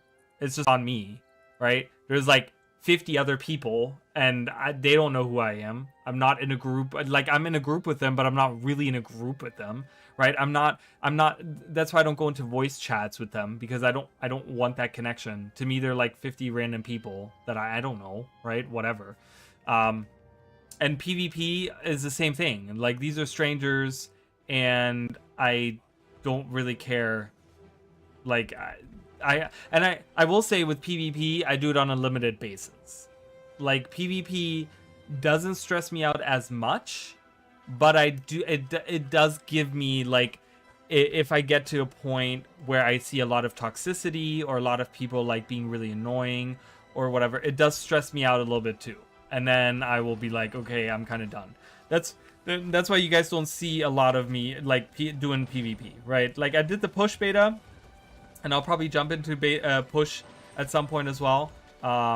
But I don't think that I don't play that a lot, because I don't like the. I watched my sister play PvP. She plays PvP all the time, and I watched her play PvP the other day. And I was like, man, I just it just stresses me out just watching her. I get stressed out. I'm just like, I'm stressed out. I'm gonna play Guild Wars 2. Have a good night. Thanks, Mish King. Happy birthday. I hope you have a good night. I feel like BB is much more hardcore than Raids and Fractals. Really? I don't feel that at all. I don't feel that at all, because there's if some rando in PvP has any type of expectancy of me, I don't care. I don't know you. But when I go into raids, it's like, you know, you have a conversation with the person and you're like, hey, I do this and this build. So there's like, okay, so they expect me to play that specific role, right? And I have to. That's why the quick play beta right now is super fun to me, because I can just jump into Fractals. I don't need to talk to anyone. I can just play through it. There's no stress level involved at all. I've never played tier 4 Fractals. I've never gotten to tier 4 Fractals, because that is when the roles come into play. That's where the expectancy is. That's where you have to carry your weight. And I don't like having that on me.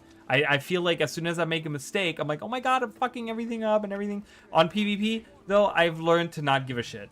Early on in Guild Wars 2's lifespan, I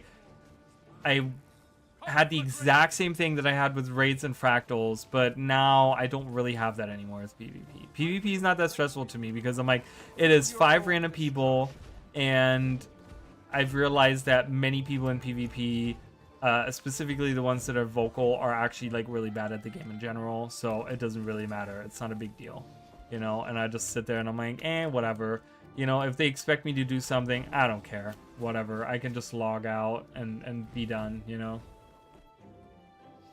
But I guess everyone has their own things, you know. Everyone has their own. I feel more stressed in PvP personally, but that's me. Raids, I like playing and making friends, and that's that, you know. And I teach their own, you know. We all have different experiences and different things that give us anxiety.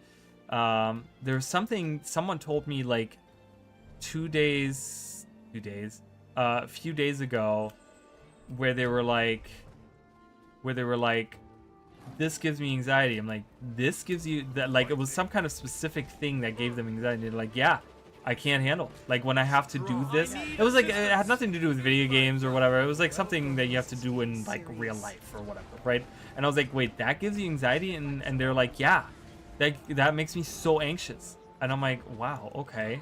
It was kind of weird, because I'm a very anxious person myself when I have to do anything, and I was like, that does not give me anxiety. Like, there's 100 million things that I can tell you right now that give me anxiety, but that is not one of them.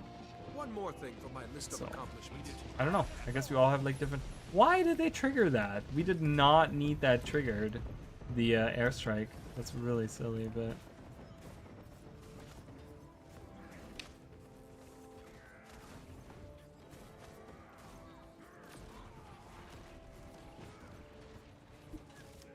But yeah, I don't do PvP that much either. I mean, I don't really. I've stepped away. It's, you know, I do strike missions once in a while. I did strike missions the other day, and I got really bad anxiety. I did the IBS 5, right? I did IBS 5 the other day, and I got really bad anxiety, even though IBS 5 is super easy, and I went into it being a DPS. But I was like, wow, I gotta have those DPS numbers. I don't have a meter. I'd never downloaded the thing. I don't have a meter. I don't know how I perform ever in anything. But I sat there and I was like, I have to perform really well, or people are gonna say something. And I hate that. I hate being called out in a group like that. I absolutely hate it. When I know that they can look at the numbers and say, yeah, your DPS was the shittiest. You did barely above what the healer did, right? Like, I'm like, oh my god. It's just, it gets me. It gets me like crazy. I can't. I cannot. So, I guess it's the same thing with LOL. I like ARAMs. I hate regulars. Oh my god, I'm the same way. I play ARAM whenever. I haven't played LOL in a long time, but towards the end of my LOL period of time that I used to play every day LOL. I think every modern gamer that has played for a long time had like a LOL phase at some point in time. But I'm here. I had an LOL phase at some point, and towards the end of it, that's all I played was ARAM. I was like, I'm just playing ARAM. I enjoyed it so much. I would always pick Timo.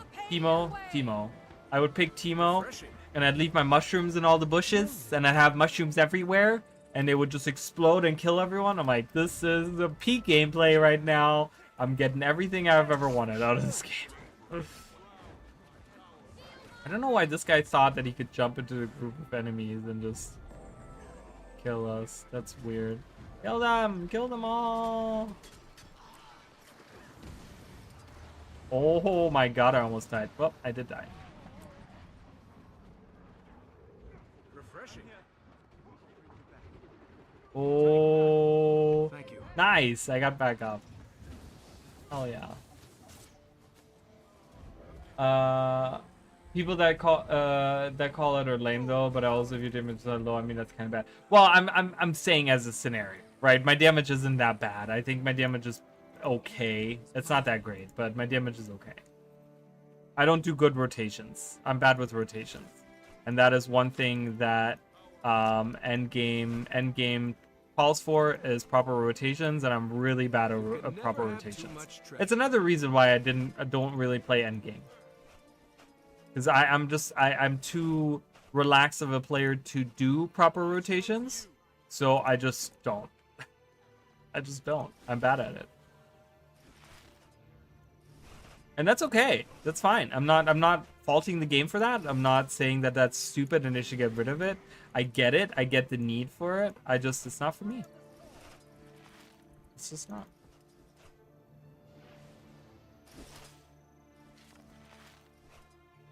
Proper rotations are just not for me. I don't like being told when to press a certain button at what point in time. It drives me crazy. I don't know. It's something fundamentally that. Oh my god, look at all these things that I have. I really should be focusing on the game right now. Red is coming. Red is coming. Me and my in real life friends still play a few nights a week. Nice. I used to have friends that I played League of Legends with, and I was pretty decent at it. I liked Nami. I liked, like I said, Timo was always super fun. I like the bow guy. He's like this purple bow guy. What's his name? I forgot his name. I like Twisted Fate, was really fun to play. I liked the Katarina. Was she the one with the red-haired lady with the daggers? She was always fun.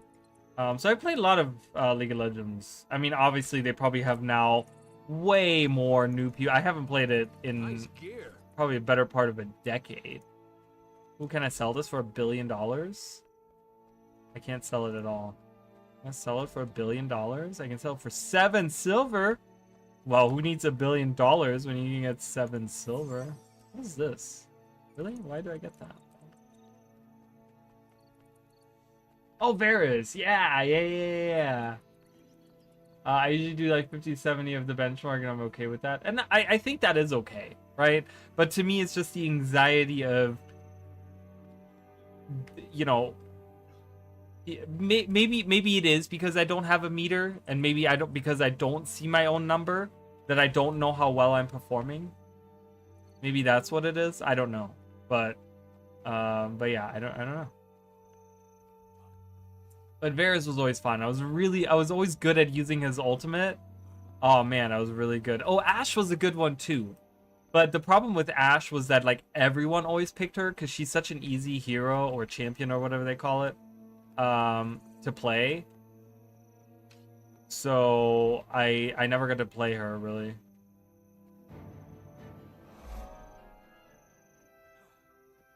Is this?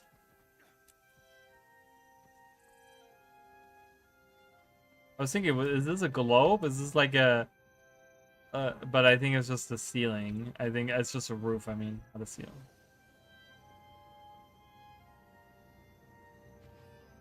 So, but yeah, I mean, with the quick play feature, you probably will see me play that.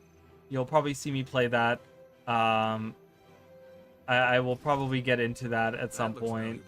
And, so you'll see probably some kind of raid encounters, that sort of stuff. You'll probably see some of it on this channel once Visions of Eternity releases, because I do want to play that. I do want to see how well it works, how good it is, and that sort of stuff. So nope, I didn't mean to do that. I meant to use this.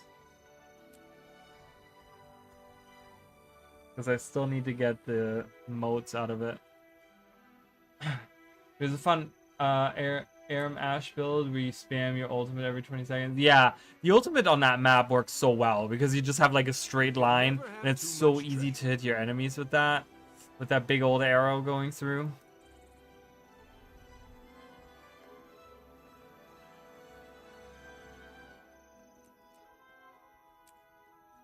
Let's do some fractals.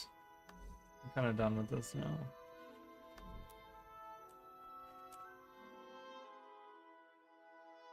I think it's coming in the first quarter. It does. So it's gonna be. It'll be in 4 months. It'll come out in 4 months. So in about a month, we'll have the release of Visions of Eternity. Oh, look at this little family walking together. Super cute. So yeah, in about a month, we'll have the release. What day is it? So there's so many things that are releasing in October. So I think tomorrow is Time Stranger releases tomorrow, right? Is that October 2nd? So there's so many things that are coming out this month that I'm like kind of so confused. So Digimon Story Time Stranger is coming out tomorrow in Japan, and then worldwide on Friday. Okay, and then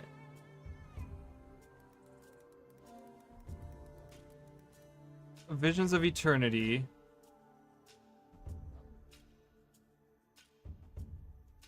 comes out October 28th. My sister's birthday is October 12th. Hazbin Hotel is coming out October 27th. There's so many things happening on October. I'm like, why is everything happening on October? So many things happening in October right now.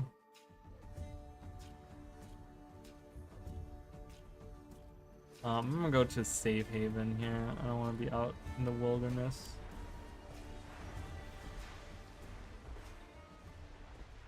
So many things that are like on my mind that are coming out this month, which is just really really exciting. I'm excited for all the things to come out. Yeah, I can't believe Hazbin Hotel, the first episode of season 2 is coming out a day before freaking this thing releases. So let me look at the calendar real quick before. Okay, so my sister's birthday is on the 12th. I don't know if we're going to be doing... we might do a stream on the 13th. I don't think we're going to be doing a stream on the 12th, because I'm going to be working all day on the 12th. So we might do a co-op stream on the 13th just to hang out for her birthday. And then the 27th is a Monday, and then the 28th, so the Tuesday. So I will be streaming Visions of Eternity that Tuesday and that Wednesday. I will be doing the playthrough of it. And the day before that, I'll probably be just hanging out, kind of talking about whatever. Bear Paw Fields has a locked thing in there. That's fine. I don't. So, let's do some quick play. Let's do some quick play.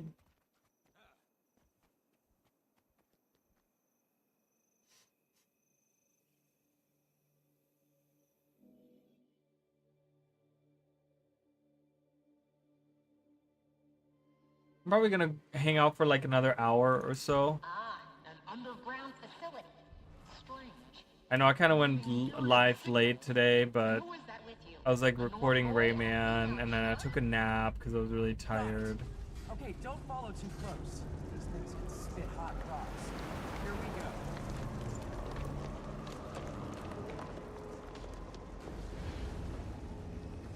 We can handle them. Activating hard Spread light out. emitter. Let's go. Stay in the fight. A gift from the shadows. Giant flame.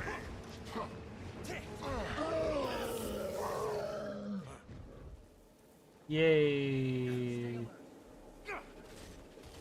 Do you guys think so? My question is, do you guys think this quick play feature should be extended to all of the tier 1 fractals? Or should it be on the limited amount?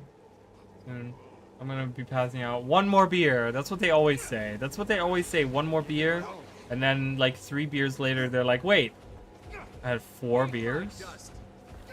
Like, yeah, you did.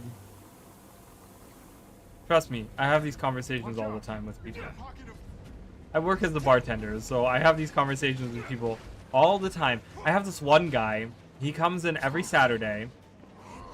And he comes in with his friend after they play golf. They always come in and they hang out at the bar and they drink. And they drink the same thing every time. And he always gets like smashed. He gets like freaking drunk as hell every time. And it's crazy because sometimes he'll come in and he'll like, yeah, I can't really, you know, I have a meeting tomorrow that I gotta go to. So I can't be like drinking so much. I'm like, okay. And then he still has like 5 drinks. And I'm like, bro, what do you mean you can't drink? You just had 5. And he drinks Jack Daniels. Like, he doesn't have just a beer. He drinks Jack Daniels and ginger ale. And I'm like, he has like 5 of them. Like, that's light drinking for you? You drink just as much every other week. Strong. That feels good. It's like, you have a problem, sir. See, I can't. This one is interesting because you can't teleport through here. But with the other ones, you can.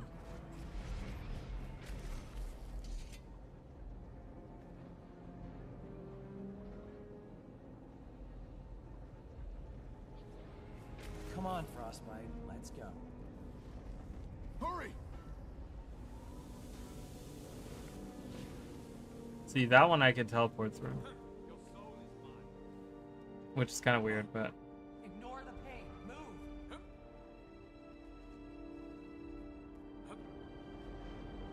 Yeah. Ow, ow, ow. Ooh, that Guild Wars 1 music. Interesting. Interesting choice of music there. You know what I mean. Believe me. The Ascalon music. We're testing weapons here. Your soul is mine! Capture prisoners. Is that great spirits? Yeah, I thought it was like something new. Back off! I'm working. Fuck off! I'm working. New test subject have arrived. Their type is exclusive. Hey, you'll pay for this. See, way too many infusions on this. Look at all the different infusions and stuff. Looks like a fucking... This right here is like, you could insert that into any Korean MMO and you'd be like, yeah, that fits. Fits right in.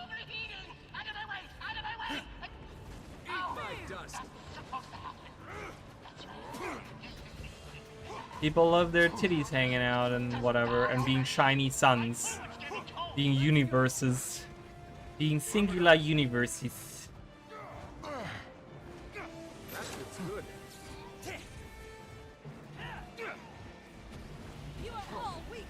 You're all weaklings. Such a great line.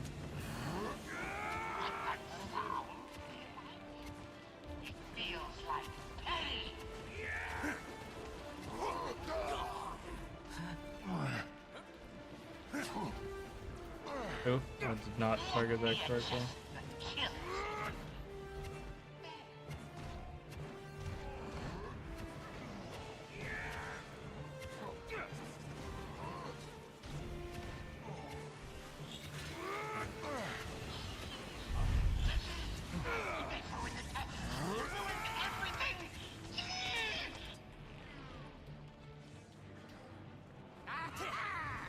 Aha!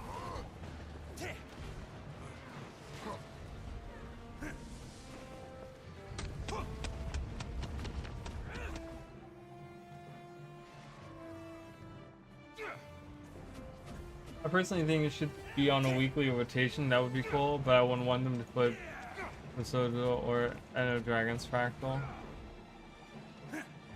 Why specifically those? Because you think they like spoil the story? Or is it just because the difficulty of them? People are crazy when it comes to beer. People are crazy when it comes to alcohol, I tell you that. That feels good. Like, I always thought that... I don't know, I always thought that...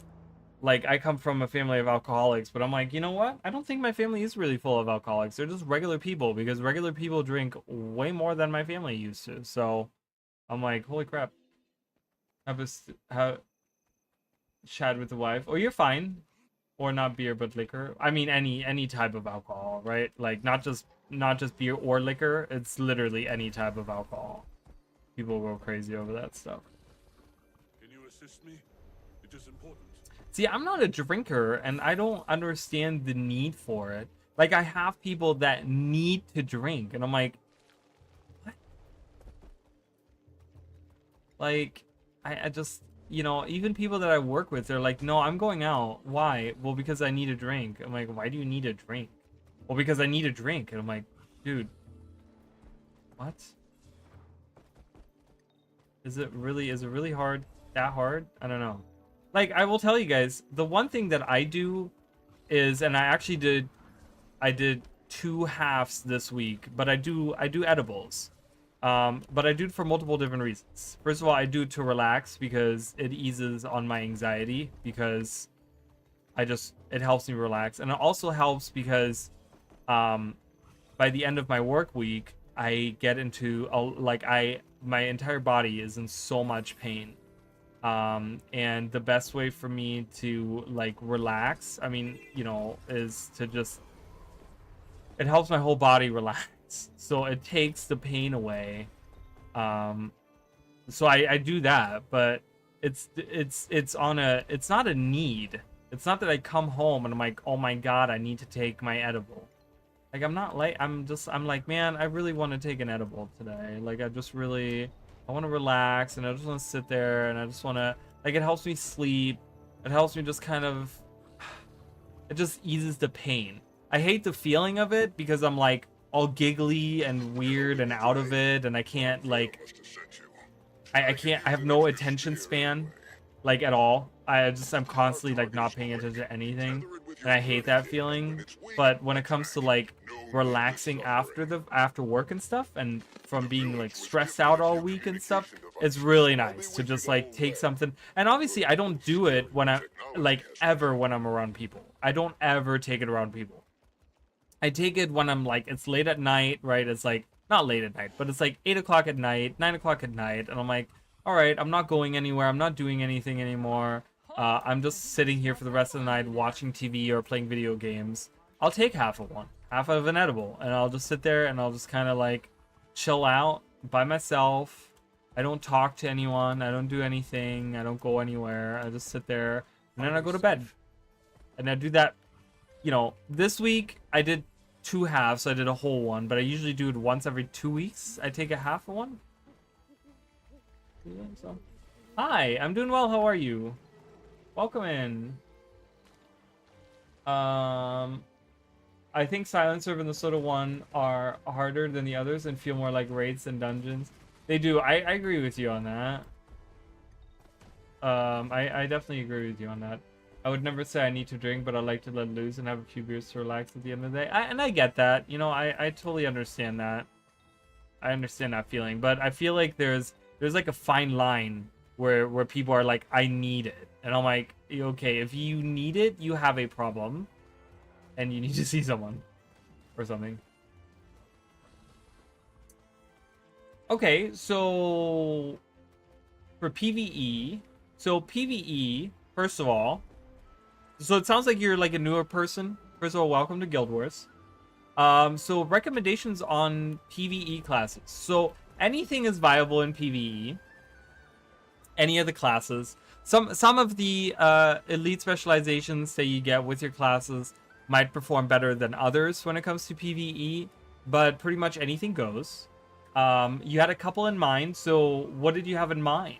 What is it that you're looking? What is it that you like? There's some that are very easy to play. There's some that are harder to play. You know, it kind of comes down to that. Ooh, I can do that. Hiya! To kill Rising.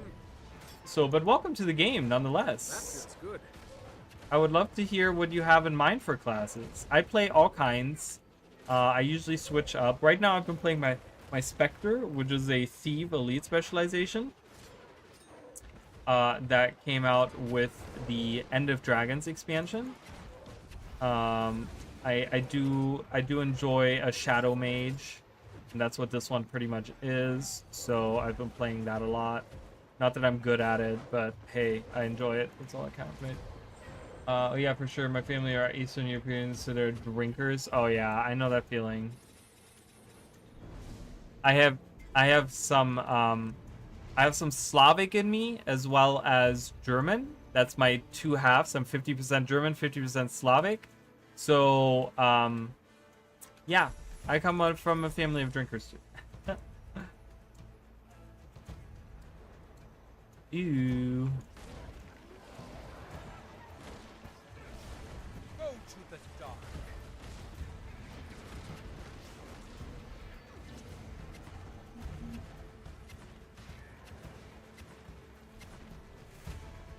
Sorry guys, you probably heard that vibration. It's my phone that's right next to the microphone, so I'm sorry. I can actually move it. It was charging, so just let it. One more thing for my list of accomplishments. Hold on. Let me get out of here so I can read what you just said. Go.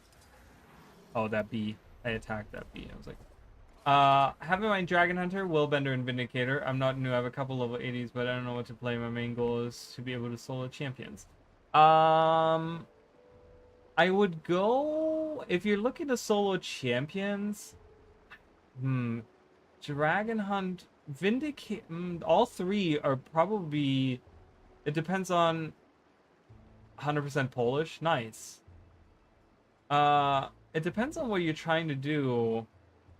What you like to play. I really like Dragon Hunter, Willbender.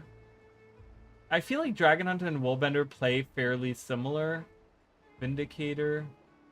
I knew I have a couple 80, but I don't know what to play. To be able to solo champions. It really depends on your able. I would say probably the best one, benchmark-wise, is like Willbender, but I don't know anything about benchmarks. So I could probably check out Snow Pros and see what it says. Skill boost 2 benchmarks. So that would give me an indicator of Mirage. Mirage is number 1 right now? Really? Druid, Catalyst, Willbender is 6. Yeah, so Willbender Willbender again. There's a conditioned Willbender. Conditioned Willbender. Is that a different build? I don't know. Dragon Hunter is 17. Yeah, I would say Willbender. I mean, if you're trying to solo something, I think Willbender is probably the best.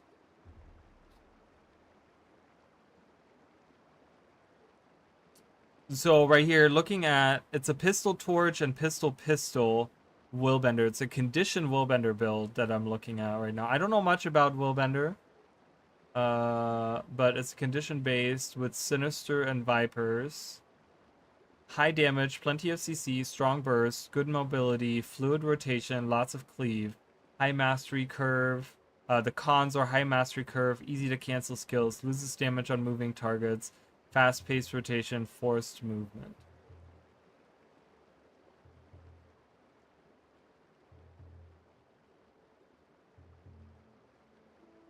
So, well, so just so you know, Tillian, you can read chat. I have the thing up on screen, so you should be able to read it on there. But it's Dragon Hunter, Willbender, and Vindicator. I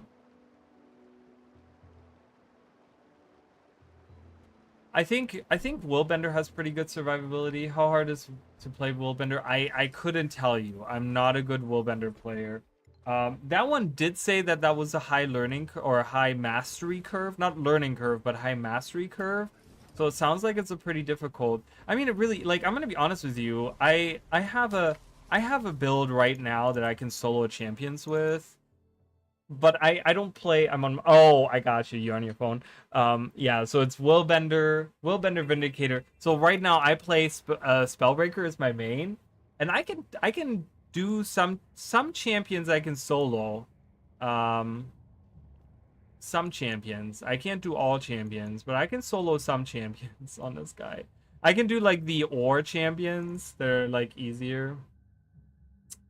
Willbender is pretty hard when it comes to survivability. So Tillian, which ones between Dragon Hunter, Willbender, and Vindicator do you think is the easiest to solo champions with and has the best survivability? Because God knows I'm probably... What? Oh. So my Spellbreaker is pretty decent at soloing champions. Bladesworn is fun too, but... I want to see if I can solo this champion down here, this Risen Archmage. The level 80. Come here.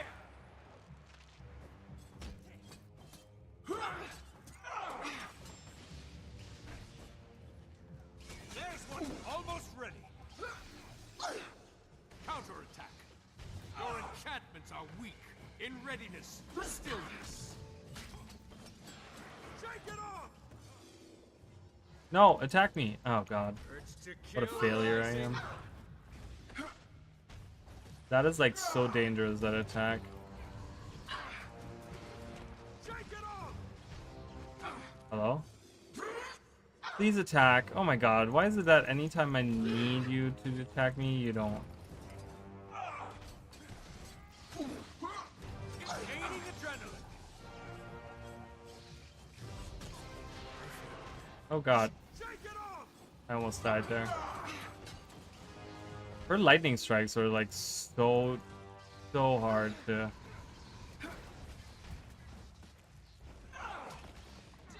Yeah, I knew I was gonna go down. So yeah, I'm not, as you can tell, I'm not super good of a player, really. Vindicator's really fun. What? Oh, I thought I was already back up. I was not.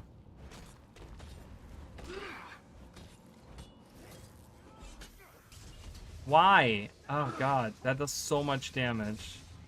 Like the worst thing ever. And now I can't even take advantage of it. Gaining adrenaline. Vindicator is really fun. I've been doing stuff with it. Dragon Hunter probably, but also going for hybrid stats with some toughness, vitality. Or Celestial. Yeah, Dragon Hunter. Dragon Hunter is probably good, right? I like Dragon Hunter. In readiness, stillness. Haha. Finally did that correctly. Ugh. My good god. I did go down for a second there, but Jesus. That was annoying. The traps in CC on Dragon Hunter. Oh, that's true. And you can keep your distance. Yeah, the traps are really good on Dragon Hunter. Yeah, I don't know. I'm not a huge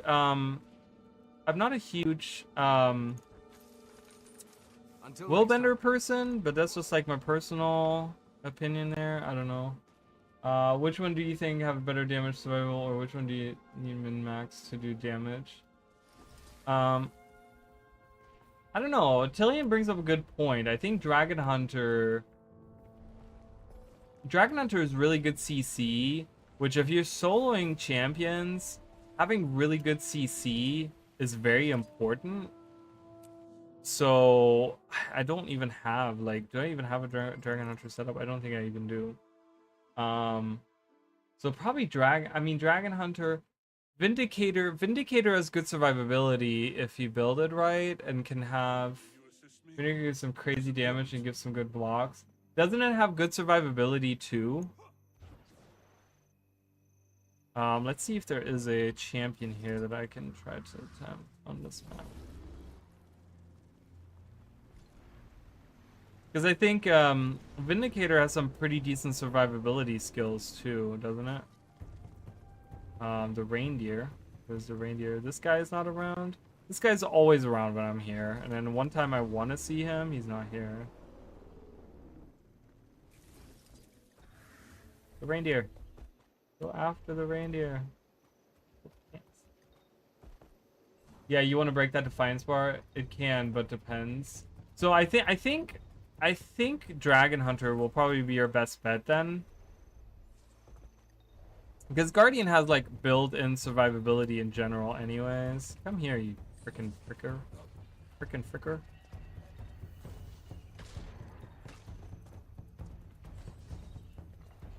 Ooh, you know which one is always up that I don't need to do a lot for? Is that one up here. I'm gonna do some champion on this guy. See if I can kill this champion Valraven. There it is. That's the one that is always up. Always pops up. So beautiful. This way. I always forget where it is. Yeah, so I think Dragon Hunter is the best. Dragon Hunter has really good CC. Guardian, the thing is, Guardian is a little squishy, so you definitely want to get some stats in there that give you some survivability, some toughness and vitality. Will go a long way for the Guardian, just because it's a very low vitality. Where is it? Oh, it's hidden. Hello. It's a very low vitality class. But, I mean, really, if you build, almost any class can solo champions, you know?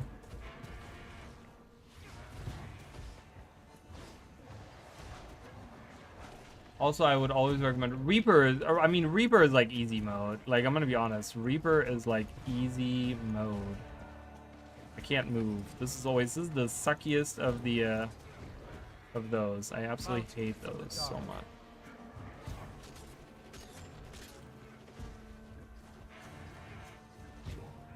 Oh, now I can move. Oh my god.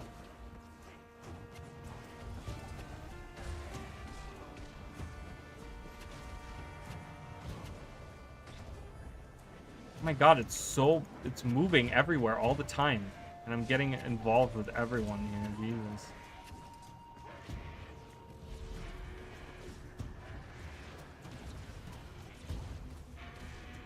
That feels good. Freaking get out of here. The Valravens.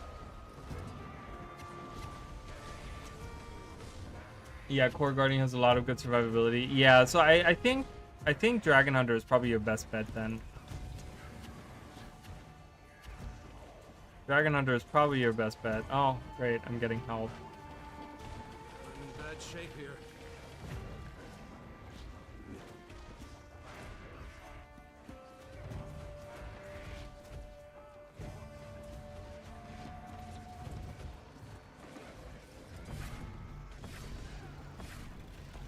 You could do Minion Mancer Reaper and never die. That's the build I gave my wife, who isn't a gamer, and she does not die. Yeah, in open world, I mean, that's really, like, that's easy mode for sure.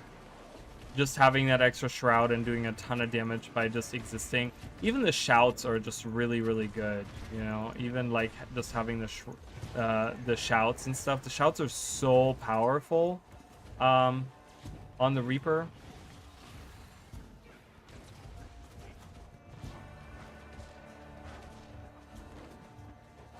Yeah, you keep running.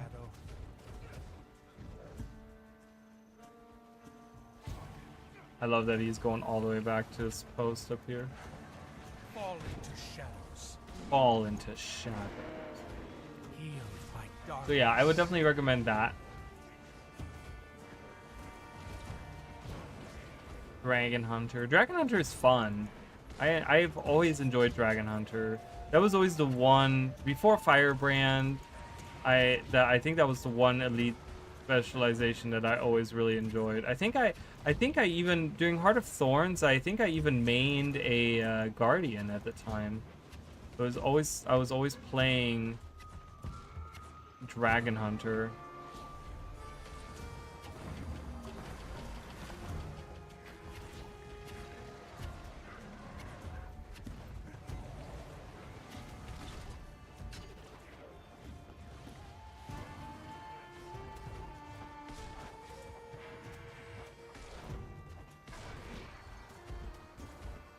Why am I still blinded? I'm not moving.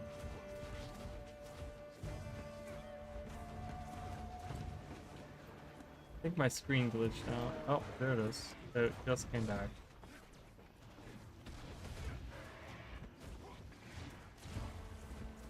Power is almost always the way to go. I mean, I think so. Well, I don't know. For fighting specifically for champions, I don't know.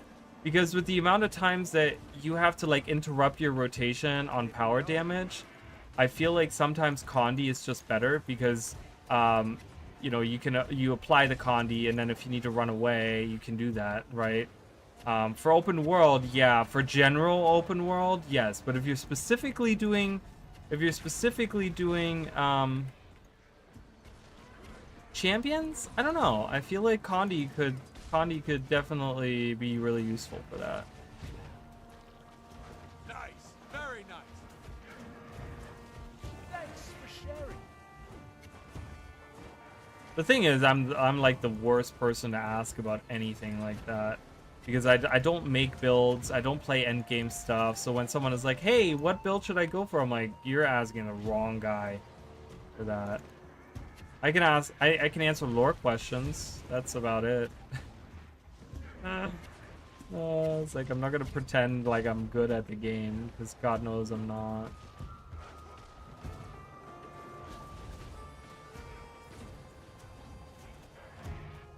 Death stalks me. Refreshing.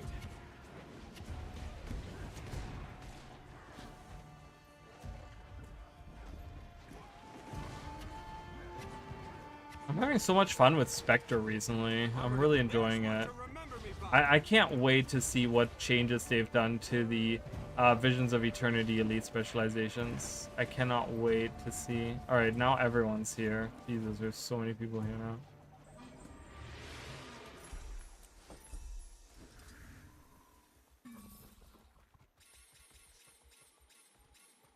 You can never have too much treasure.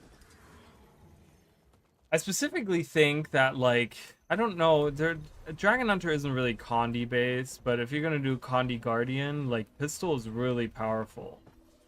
There's like so much burning. Oh, that's great. Alright, let's do more fractals.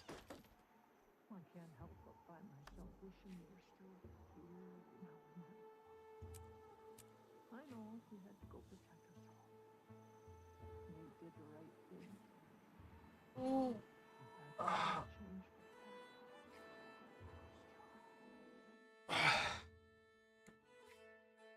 How am I hungry again? I just ate like 2 hours ago. Such a fat ass. Okay, reading is on. I'm getting rid of this. Those humans into the volcano. Get them! Smash them. Oh, okay. I'm like almost dead. I'm like, I don't even know what happened. A gift from the shadows. A gift from the shadows. And I used to hate the way that the wells work on Spectre, but I actually really enjoy it now. Now that I've kind of gotten the hang of it a little bit, I actually enjoy it a lot. I'll need your shadow. So, Nice gear.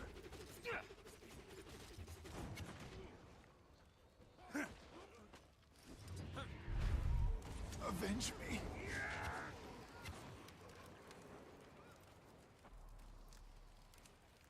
I'm gonna look at something. Can I?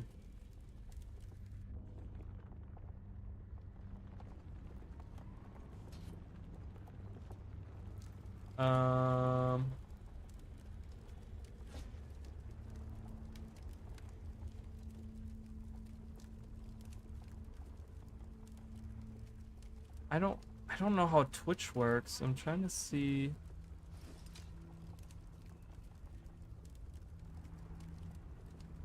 There's so many so many options, so many people, so many options. Okay, I'm gonna look at that in a second. Because I want to look at something, but so we have two Spectres, a Reaper, a Harbinger, and a Soul Beast. Who's the other? Don't falter. Our God This will guy is slay a Spectre. intruders. Fuel your own destruction. My spirit endures. He's using a short bow as a Spectre? Interesting choice.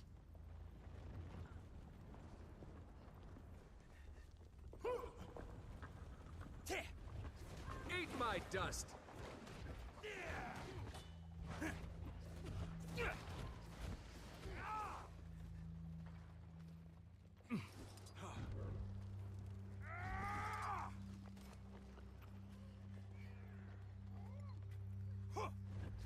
I feel strong.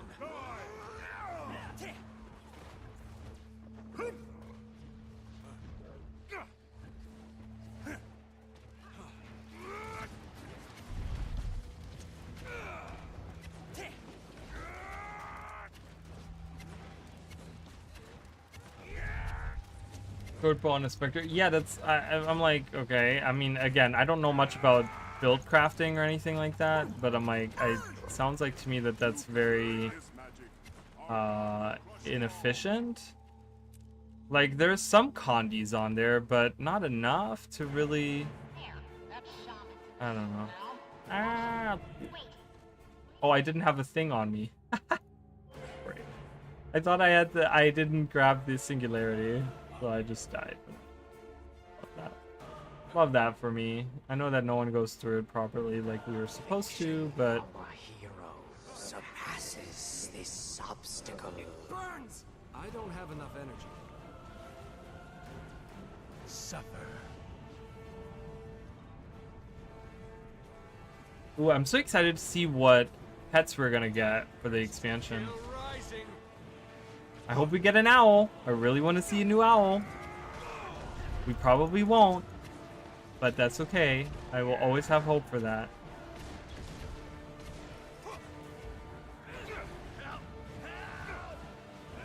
Thanks for sharing.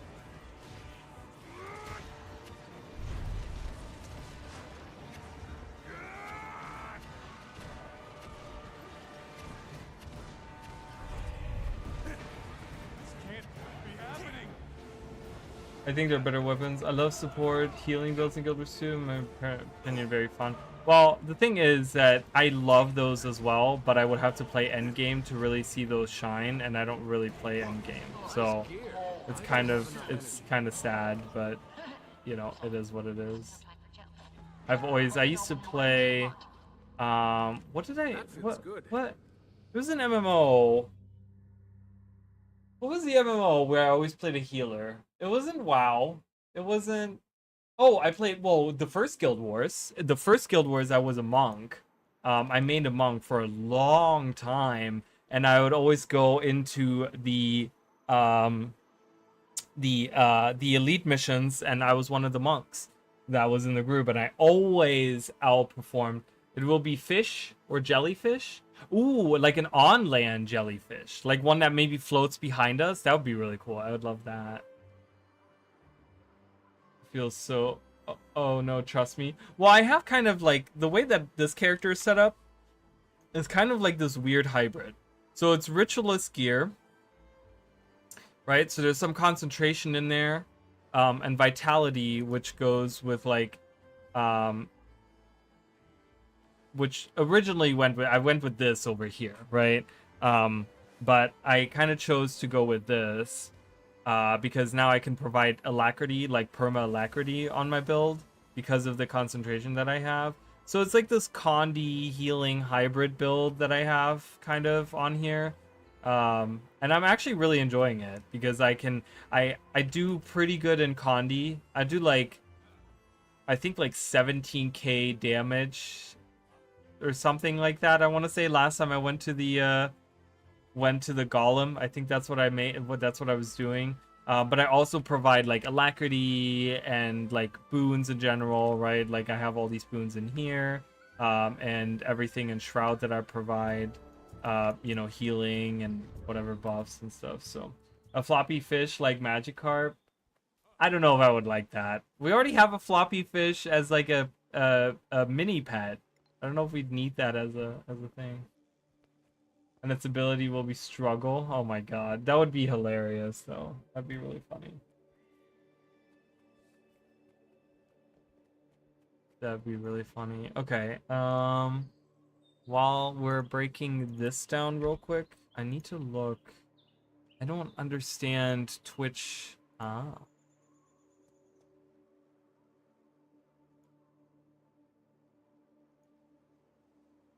Yeah, so I don't know. They just left, which is so weird. I don't. It's one of the things, like, I've never liked Twitch as a platform. You know, and nothing against the people, but like this person was like, comes here, asks a few questions, and just leaves, and I'm like, okay. I guess I wasn't the one you're looking for. I guess they're going to someone else and asking them those same questions. You can never have too much treasure. I'm just kind of looking at that. That would be the best pet. Good meme. I mean, I'm gonna be honest, like, I take my game too serious. So I don't want a pet just for the memes. You know what I mean? Like, we have a floppy fish mini pet, and we have a pet rock as a mini pet, and that's fine. But we don't need those as actual pets. So, but I would love to see a jellyfish that's on land. I would love to see that. That's the nature of Guild Wars 2 streams, unfortunately. I guess it is, you know. And that's one of the reasons why I haven't really been streaming that much. Because you know, I've been streaming Guild Wars 2 for 7 years now. And like, I've never gotten to the point where I've gotten popular, where I've built, like, all the people that I used to have watching me back in the day, like, they don't watch me anymore. They don't even play Guild Wars anymore. Like, there's so many people that I remember before End of Dragons, I had this huge group of people that would always come in, and it was like these same people. They would come in and they would watch the streams, and they'd be very excited about anything that's going on. And like, none of those people I haven't seen those people in years now. Like, they come and the people just come and go so much, and it's like that's one of the reasons why for the longest time I've kind of just spent most of my time making videos on YouTube. Like, I've kind of switched over to doing that rather than streaming. Like, I used to have a specific streaming schedule. I would stream, I think it was like Sunday, Monday, Tuesday or something was my streaming schedule, I want to say. I don't really remember what it was, but it was like Sunday, Monday, Tuesday. And I can I get rid of it? Does it just remove it if you enter deep water? That's the only way that I can remove it. Will it be on me forever? Oh, okay. It will not. I was like, that'd be kind of cool. And I would stream a set 15 hours a week, because I would stream Sunday, Monday, Tuesday, and I'd stream for 5 hours 3 days a week, every week. And I never got anywhere with it. I never got to the point where I got really popular, where I had a lot of viewers. And the few people that I did watch, like I said, they would come and go all the time. And it's like, how do you, like, I never understood how to build like a community, because I never got to the point where I had like a full-on community, you know? And I tried streaming for like a year, and I think most I had was like 10 viewers and nothing came of it. And that's how it is with me. I mean, look at my streams now. You can see it on screen, right? I have 4 people watching me, which I'm pretty sure one of those is me. Counting my, you know, it counts myself watching my stream, I'm pretty sure. So, streaming has never really, I just do it so I can get some engagement with people, and just hang out. Like, I just really do it to just hang out and have a good time for a little bit, you know? But I don't really do it, to really build up my community. Like, my channel started taking off after I started making videos on YouTube, right? Like, that's the thing. I had to make videos on YouTube to really get to the point where I started getting some engagement. But yeah, I don't know. Guild Wars 2 is probably like the worst game to try to build a community with as well, because no one watches Guild Wars streams, which I don't understand. I don't understand what makes Guild Wars 2 less interesting to watch compared to things like WoW or Final Fantasy 14 or any of them. That's one thing that I've never understood, because I'm like, they're both MMOs. They both have like the same ideas, the same systems, the same way that they play.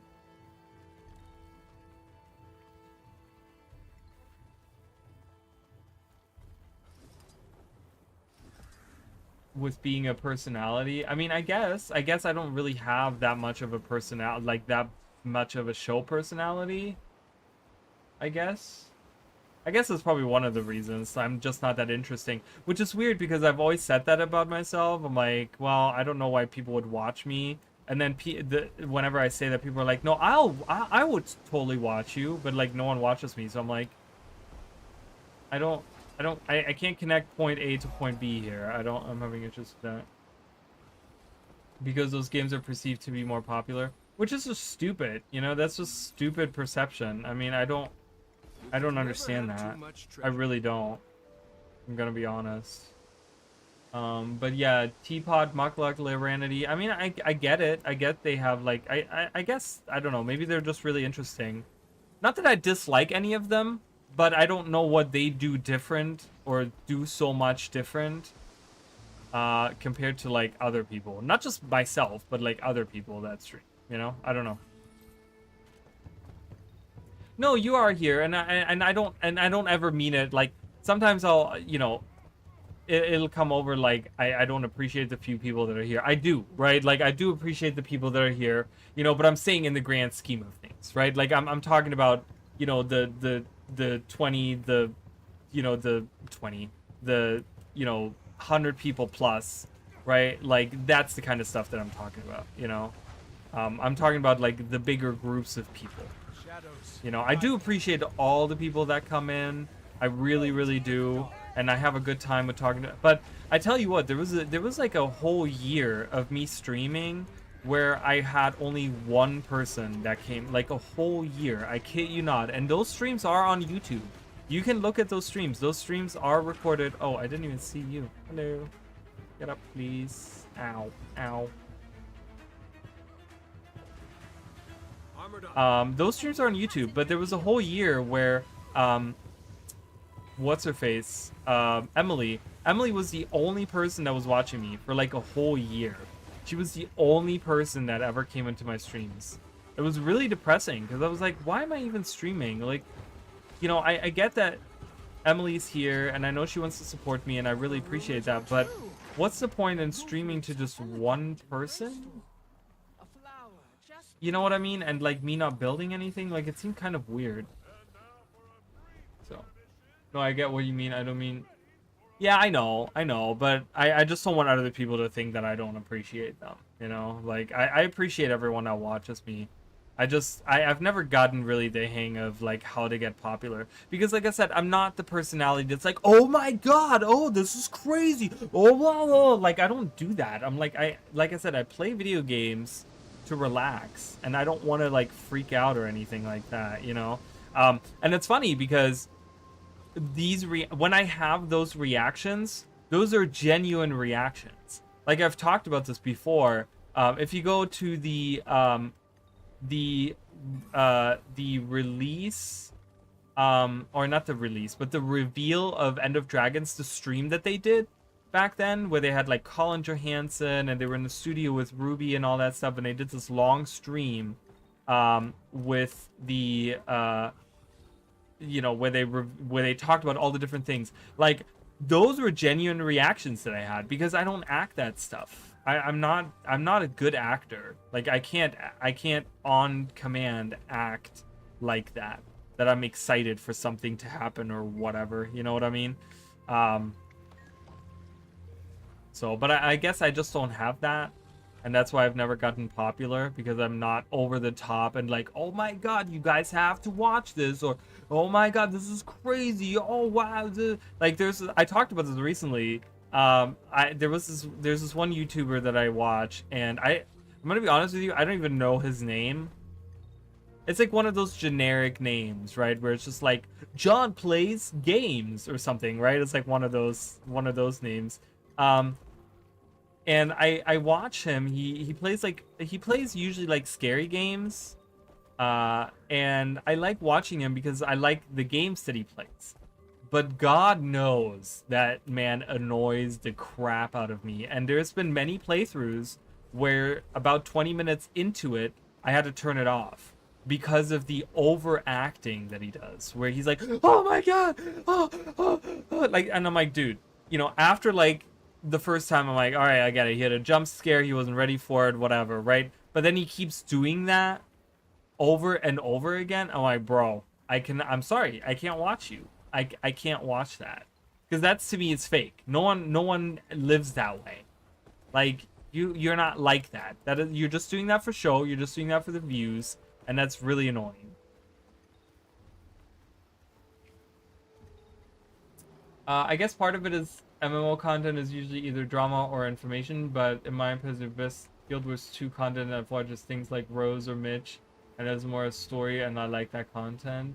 I don't know who either of those people are, Rose or Midge. And it's more of a story, and I like that content. I don't... What do you mean that's more of a story? What you're talking about is clickbaiting, though? I mean, well, I think that's a little different. Because I think clickbaiting has to do with, like, the thumbnail and the title of things. Like, that's a clickbait, because it baits you into clicking on that thing. But what I'm talking about is when you're actually already enjoying the content, but they overact because the children that are on YouTube enjoy that content, and so they get excited that this YouTuber on screen is like freaking out or whatever, right? It's like, it's a show, right? They put on a show, and I get it, they do it for the views, and I get it because it's their job or whatever, but to me that's fake. Like, I like the ones... I've talked about this before. One YouTuber / streamer that I follow is ZFG. ZFG is a Ocarina of Time... Like, he does mostly Ocarina of Time. He does other stuff every so often, but he usually does Ocarina of Time, like, speed runs and, like, speed clears and stuff like that. And I like watching him because he's just so chill.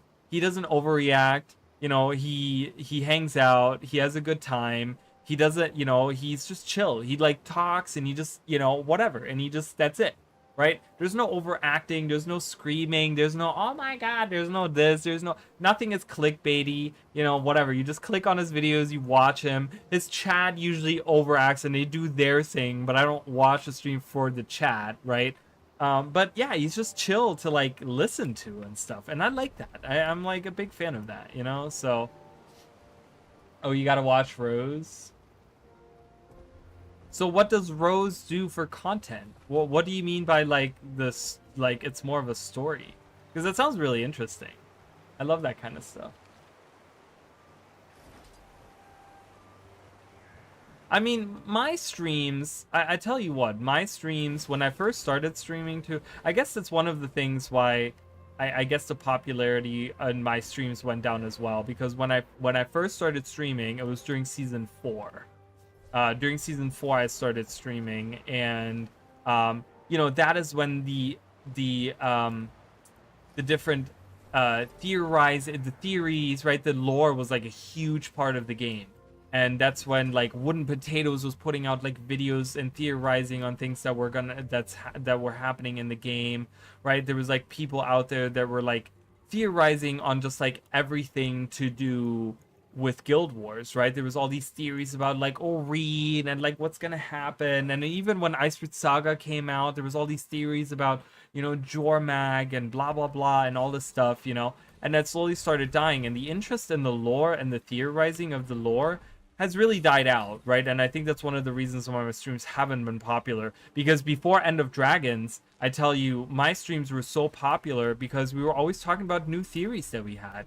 I talked about all the theories. I had like 2 theory videos that I released before End of Dragons that talked about the Deep Sea Dragon. And I had theories about everything all the time, right? But now my theories have kind of like, I've slowed down on my theories because many of the things have you know, been resolved, and also ArenaNet, you know, the expansions have been on a much smaller scale, meaning there isn't that much to theorize about. I'll post it in YouTube. Okay, or in Discord. I saw you send that in Discord. I'll look at that after the stream. I'll look into that. But yeah, so we used to sit here and we used to theorize so much. Oh my god, the things we would theorize on all the time. And I still like to theorize, but you know, ArenaNet really doesn't make it easy for people like me, because you know, they have this new expansion coming out. They're not teasing anything. They're not giving us any info on specifically the lore and what's happening. So for 2 months now, for 3 months now, I've been sitting here and I'm like, bro, there's nothing to theorize on. There's nothing to talk about because I don't know what's going to be happening, right? Like, I don't know what to talk about, really, you know? So I just kind of do random videos and, you know, that type of stuff. Like, I can't wait until we actually get some info on Castora and the Inquest and where the story is going, so that we can actually sit here and theorize, you know, and come up with that stuff and talk about the lore and talk about where the story of Guild Wars is going to. I mean, I have a big theory video that I'm working on right now, but unfortunately W2 is on his Doomer arc. Unfortunately, yeah, so I've heard. I haven't watched any of WP's content in probably a good year or 2 now. Not because I don't like the guy. Obviously, he's a huge inspiration to my channel and to my content and to anything that I've done. But I just haven't had time to watch any of his stuff. But I've heard a couple people come in and saying like, yeah, I watch his stuff now, but it's almost unbearable to watch because he's like super doomy about everything now. And I'm just like, okay, well, it sucks, but I guess we all have that phase. I had that phase too at some point.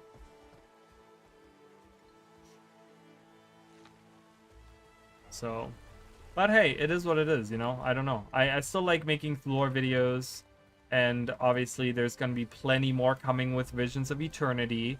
I'm going to be talking about, you know, I'll probably make a review video again for Visions of Eternity, and we'll talk about the lore. We'll talk about the fun little things that we can find. And obviously I'm still doing my shorts. We're slowly getting, so just so you guys know, when it comes to the shorts that I'm making, I'm on part 46 right now. So I have 4 more parts, and then series 1 of my Did You Know series will be done. That will be the complete series, for now at least, for the core game of Tyria. And we will, after that fact, I will start working on a Heart of Thorns series. Series 2 will be coming out. So Yeah, Series 1 will be done at some point, and that's very exciting because that's been a goal of mine for a long time. I wanted to make 50 Did You Knows about CORSAIR, and we're almost there. We're almost there. I can't believe it. So excited. I need to find more facts, though. Pretty sure that was me the last few times I was in here. Oh, really? Oh, maybe it was. I'm sorry if I thought Mish King. I thought Mish was also saying that. I thought because Mish does watch, I think, right? Maybe that was you. I don't know. I thought it was Mish for a second. But yeah, it's unfortunate. I don't think I honestly think that ArenaNet is trying to turn over a leaf right now. So I'm not really in the boat of I was in the Doomer boat. I tell you what, I was in the Doomer boat with people during Iceboot Saga. Iceboot Saga, Yala Delve, like that period of time. When the whole thing with Jessica happened, when all the firing happens, I'm like, dude, this is just this is the beginning of the end for ArenaNet. Like, that is what I was saying back then. Now, though, now that we're like 4 or 5 years after the fact, I'm like, no, I think they're turning it around. I think they're turning it around. It's never going to get back to the glory days that it was during season 3 and 4, but, you know, in that time frame. But I think they're turning it around. Slowly. Slowly. They're turning that wheel very, very slowly, but it is happening. There's some stuff we could theorize. I feel like the new area can be linked to other things in the Guild Wars universe. Well, I've talked about the idea that I think these are all linked, right? Like, I've talked about how I think that ArenaNet is focusing on the mists a lot, right? And that is my theory right now, is that there is a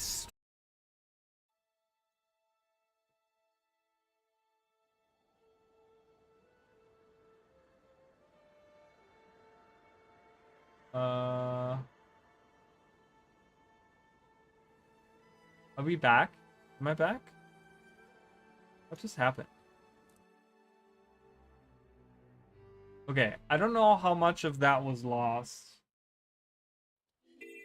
Looks like I'm back. Whoa. The area secure from the mist burned. Volunteers, please. I got teleported to the beginning of the map. Wow.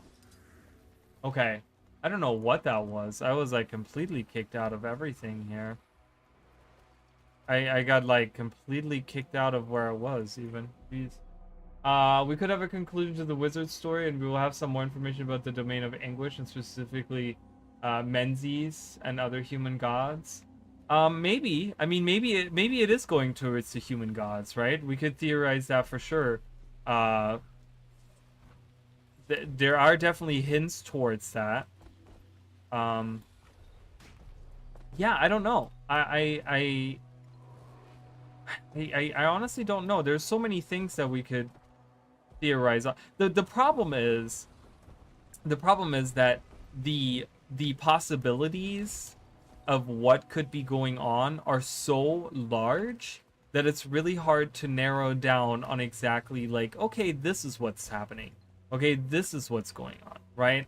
And like, that's what kind of bothers me about the idea of theorizing, because we could sit here and we could theorize in 75 different ways, where we could say, well, the story could go this way, or it could go this way, or it could go this way, right? And that's what kind of bothers me. I want it to be at the point where we get just enough hints so that we can theorize on a couple of things, but not like we have the realm of like, I made a huge theory video on Baba Niso's and like that release when that was coming out, right? Like when we were in Mistburn Barrens, I made a huge theory video about who could be behind all of it, and I was completely wrong.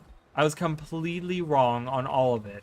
And that was because they didn't give us enough hints as to what was really going on, and then it ended up being a lukewarm, like, resolution anyways to the story. So it's just kind of like, this kind of sucks. So, hey, it's going well. How are you doing? Is it Bochenek?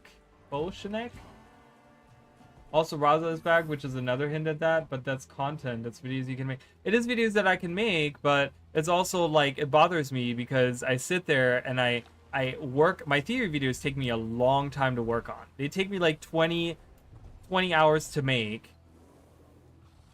And then I'm completely wrong on it. And it's so devastating. When you're like, not even one thing is correct on a theory. Oh my god. And with the last theory video, I actually got a lot of negative feedback too. There was a lot of there wasn't a lot of people. But there were a couple of people that were kind of saying like, okay, well, you're making these theory videos, but you barely have any evidence. The thing is, when I make a theory video, I want to provide evidence. Like, I want to provide evidence to the theory, right? Like, I want to provide the evidence of, like, hey, this is why I think that. Not just, I hate doing wild speculations. That I'm not a fan of, right? Like, I want them to give me enough hints towards something so that I can make a theory based on something, right? And that's the thing. They're not giving us anything. We know we're going to Castora. We know there's seer statues there. We know we're dealing with the Inquest, and we know that there's a lot of magic. But we can do a lot, way too much with that.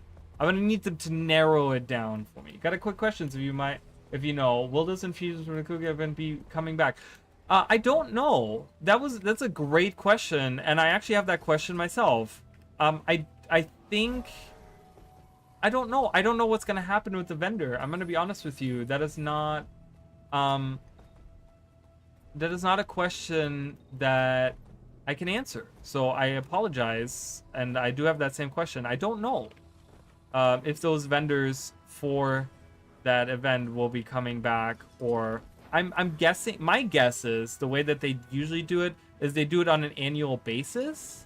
So we might see next year another quick, like a fractal event that has you earning those same rewards. I'm guessing it's on like an annual thing. But is that a problem? I think that's awesome to flex the brain and theorize. Something I say to my students, it's not about being wrong or right, it's about the process of getting to it. I get that. WP has been wrong many times in his videos. I know that too, but he's also been right in a lot of his videos, you know, and I don't know. For me, it's just, it takes so much effort to sit there and come up. The thing is, I can't come up with any theories, okay? I can sit here and I would have to, like, it would just take me 20 hours to just come up with a theory, let alone make the video, and I just don't have that time. I just don't have that time in my day anymore to do that, you know? To sit there and just, okay, let me come up with a theory. Like, I've been waiting for ArenaNet to give me more about Castora so that I can make theories about it.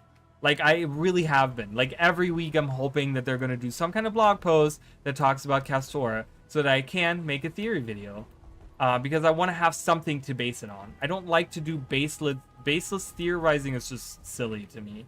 That's just silly. I don't know. I just think, for me personally, it's silly to do that because it's a lot of time, a lot of effort, to just make random theories about stuff that might never come true.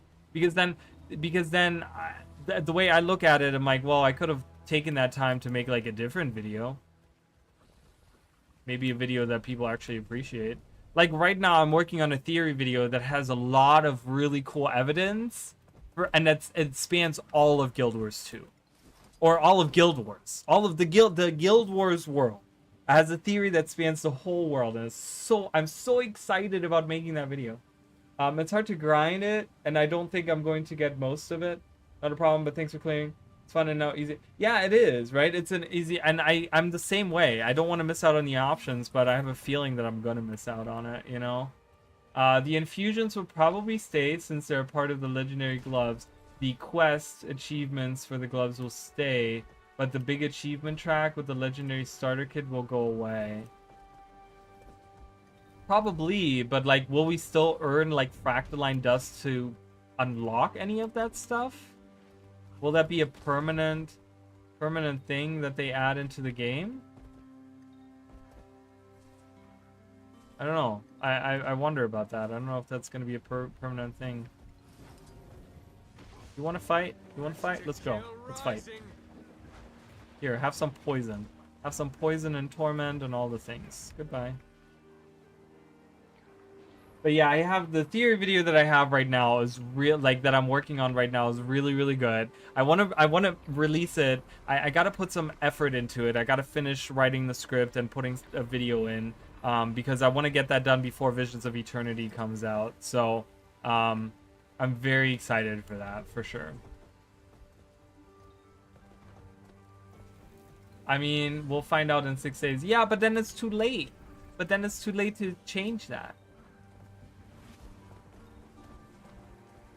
And we will only find out if it's staying. We don't know if it's coming back.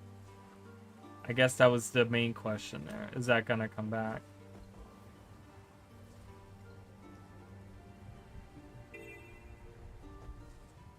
So yeah, it is an easy legendary, but I'm not sure about that. I wonder if there's some info on the wiki or something about that. What is that called right now? What is that bonus? Hello? Fractal Incursion. I wonder if there's anything on the wiki about it. Months-long special event tied to obtain exposed to collect fractal dust achievements. Conjecture. Okay.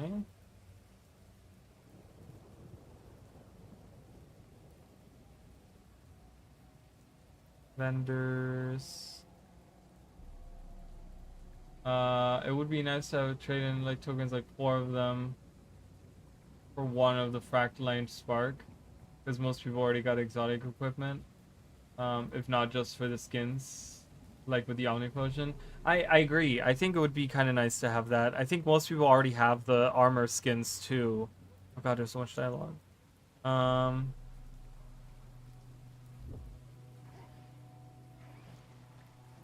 wonder. Accessibility. Assist players. Open world.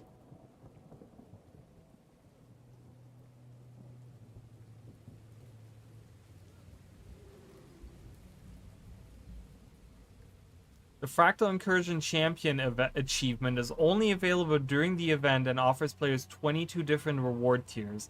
The final reward of this achievement chain is the Legendary Weapon Starter Key, Universal, which allows you to kickstart your progress towards any first-generation Legendary. Other rewards include blah blah blah. There's also a set of new achievements and rewards that are now permanent additions to the game.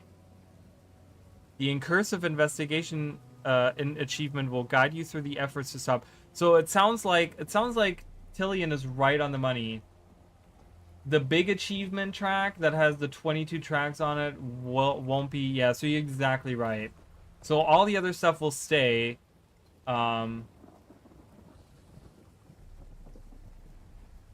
So as long as you have finished your long track, your champion thing that has like 22 tiers, that you need to have finished in 6 days. The other ones should stay.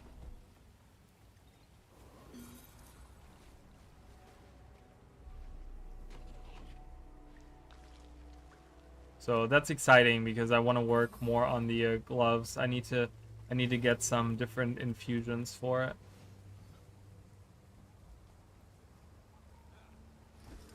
Yeah.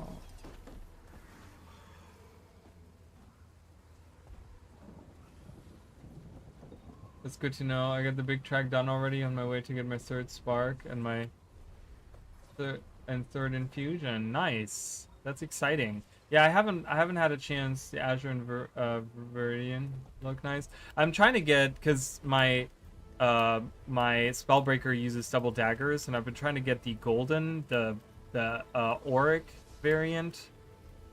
But I haven't been able to play enough fractals. I kind of get bored of them really easily, so I'm kind of running around collecting chests right now, which is so much more exhilarating. Kind of, that looks valuable. I don't know. It kind of shows how my brain works. Yeah, I remember that passage from the blog post when I read it. Yeah, well, you have a way better memory than I do, I'll tell you that.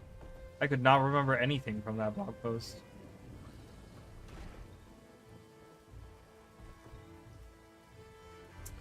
But yeah, the theory that I have right now is about the mists. So I have a mist theory that I'm working on right now.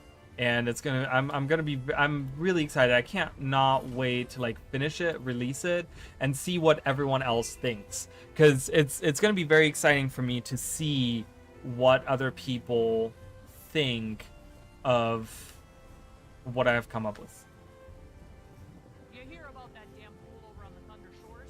The one chasing hurricanes? My wife would disagree. Well, then you have selective memory like I do, where I can remember random facts about Guild Wars 2, but God knows I can't remember what I had for breakfast this morning.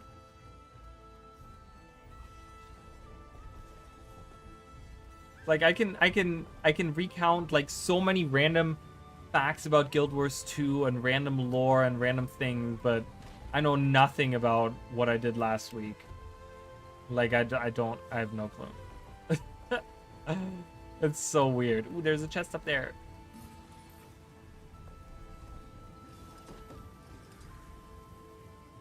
Whee.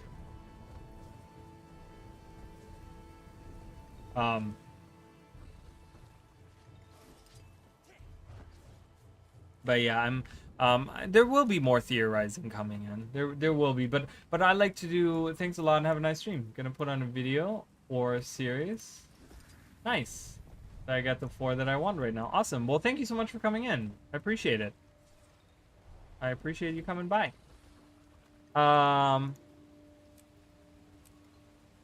But yeah, there will be more theories. I'm gonna make more theory videos. It's definitely gonna happen. Oh, I can dig right. No. Oh, I cannot dig right there. I thought that was a diggable thing there, but it's not. You know, my thing is with my theories, I like to have some actual substantial evidence that I can provide in the video. I don't like to just do baseless, random thoughts, like just, oh, this, it could be this, it could be this, it could be this. Like, you know, I mean, I could theorize that Iskarin is not really a seer, but he is a pink elephant, like pink elephant that's a mesmer, and he's disguising himself as a seer. Like, you know what I mean? I could make that theory. I could sit here right now and say that. There's no base to that theory, but I could make that theory. I could sit there and say like, yeah, there's evidence to there. You know, I could pull shit out of my ass and say, yep, there it is. That's because, you know, and it's because he's a pink elephant in disguise. Yes, elephant exists on Tyria, right? I don't like to do that, though. I like to have theory videos that are based on, like, evidence that has been provided to us. Like, that's what's fun to me, you know? Yay! So, but yeah, I definitely, definitely excited to do some more theory videos. It's definitely gonna happen. I'm definitely gonna do some more with Castora. I'm sure there's a blog post that ArenaNet is gonna be releasing that is talking about the Inquest or whatever, right? That's talking about those things.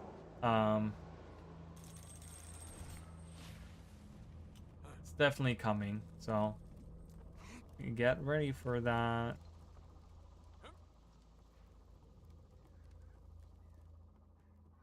There's like no music. It's very unsettling.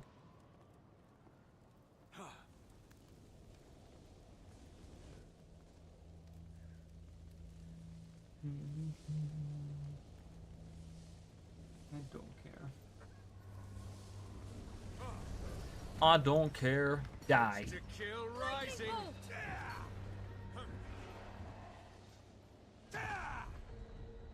Wow. Come on. That feels good. Let's go. I mean, you get what you're saying, but you could theorize things based on small little things, like a tinfoil hat. I mean, I guess I could, you know, I just... I mean, I could sit here, for example, like seeing the Seer statue in the trailer or whatever, in one of the what was it, one of the Elite Specialization trailers or whatever. There's like a Seer statue in the back, right? And people are like, oh my god, it could be, right? I could sit here, but then where do I take the theory, right? That this is the ancient land of the Seers? the only evidence I have to that is that there is a statue of the Seers. That could mean a billion different things. It could be that there was an old civilization that was here, that was the Seers. It could mean that they live here now. It could be that someone just idolized the Seers and built a thing here. You know, it could mean a billion different things. Like, I don't know. I'm like, doesn't really. Contract complete. Based off of the info we have from, like I feel we learned about some of the stuff with the Pale Tree in this expansion.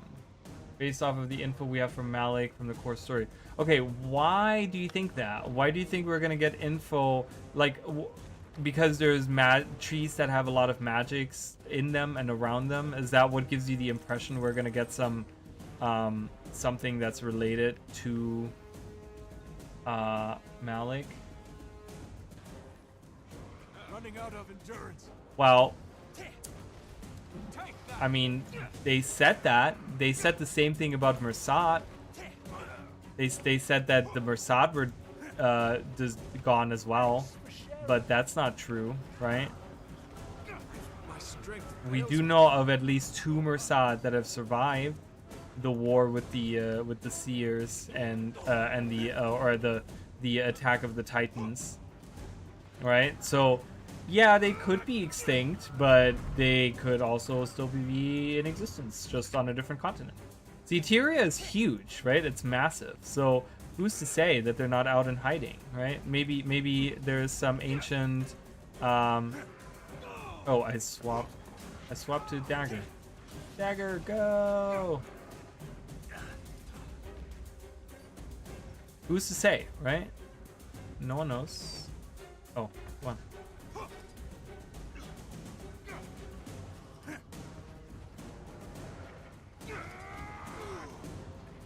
I could have provided alacrity the whole time. I was just being lazy.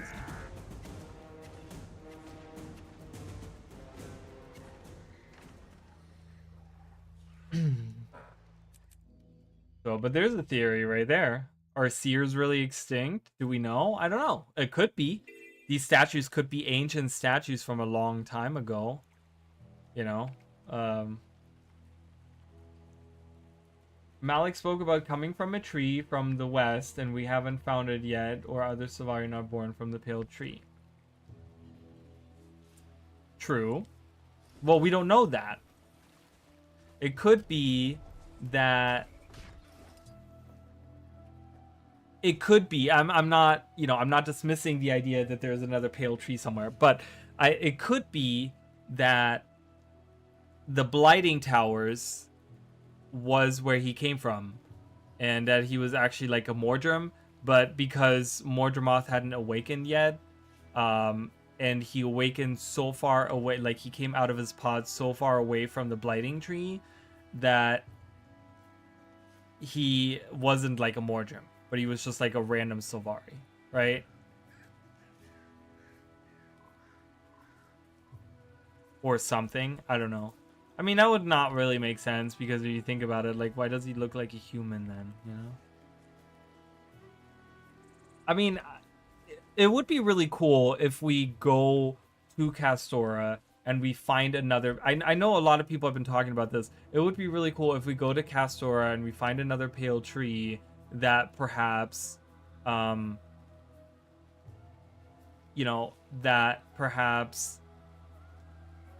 you know, escaped because Mordremoth was so far away or whatever, and maybe was shielded in some other way. Maybe was shielded by magic or by some entity, maybe by the Seers or maybe by the Mersat or whatever, was shielded from Mordremoth's influence, and so that's Malik's tree, and like, you know, Malik came over. Like, there's so many ways you can take that theory, right? And they can bring Malik back into the story in so many different ways. True, but we didn't get any info about that during Heart of Thorns, which makes me think that Arena hasn't explored that. Well, what we know about Heart of Thorns is that they wanted to include a Malik storyline, but they ran out of time. They wanted to do a Nightmare Court and a Malik storyline, and they ran out of time, and they couldn't include it anymore. They couldn't do it justice in the time that they had.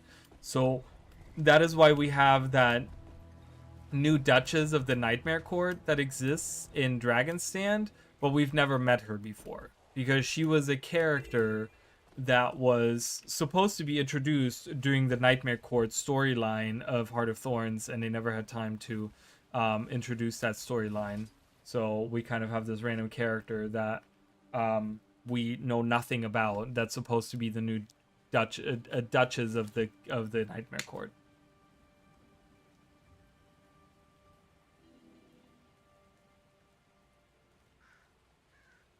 So it's like they wanted to do something, and they missed that opportunity, and then now they've kind of dropped it. But you're not wrong. They could definitely 100% still swap it around, and like I said, they could have this theory about,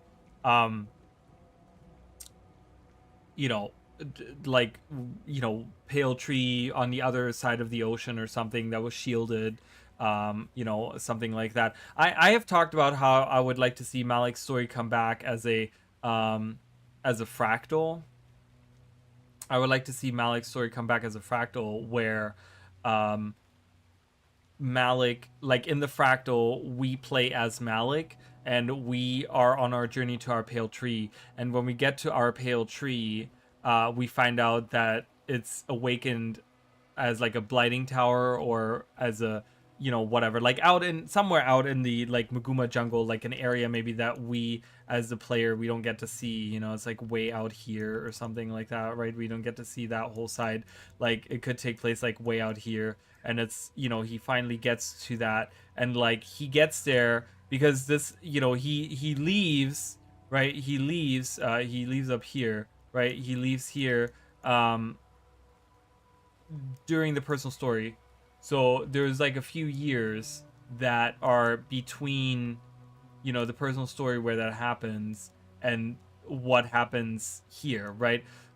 Before Mordramoth awakens. So what could happen is he leaves, and in the time that season 1 happens, he gets to his blighting tower, and at the end of season 1, Mordramoth awakens, right? And that could be right in that moment is when he gets to his tree. And as he gets to his tree, Mordramoth awakens, and the tree turns into a blighting tree, right? It gets like completely corrupted, and the Mordrim awaken, or the Sylvari that are there awaken as Mordrim or whatever, right? And are completely taken over.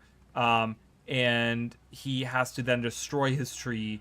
And then he ventures off by himself into the forest or whatever. And he's like, okay, I got to find my purpose in life now. I had to burn down my own tree. And the only reason he doesn't get taken over is because he awakens so far away from where that was, right? Like that was one theory that I had. I actually made a video on fractals that I wanted to see, like 3 years ago or something. I made a video on that, and that was one of the fractals I wanted to see. I wanted to see a fractal with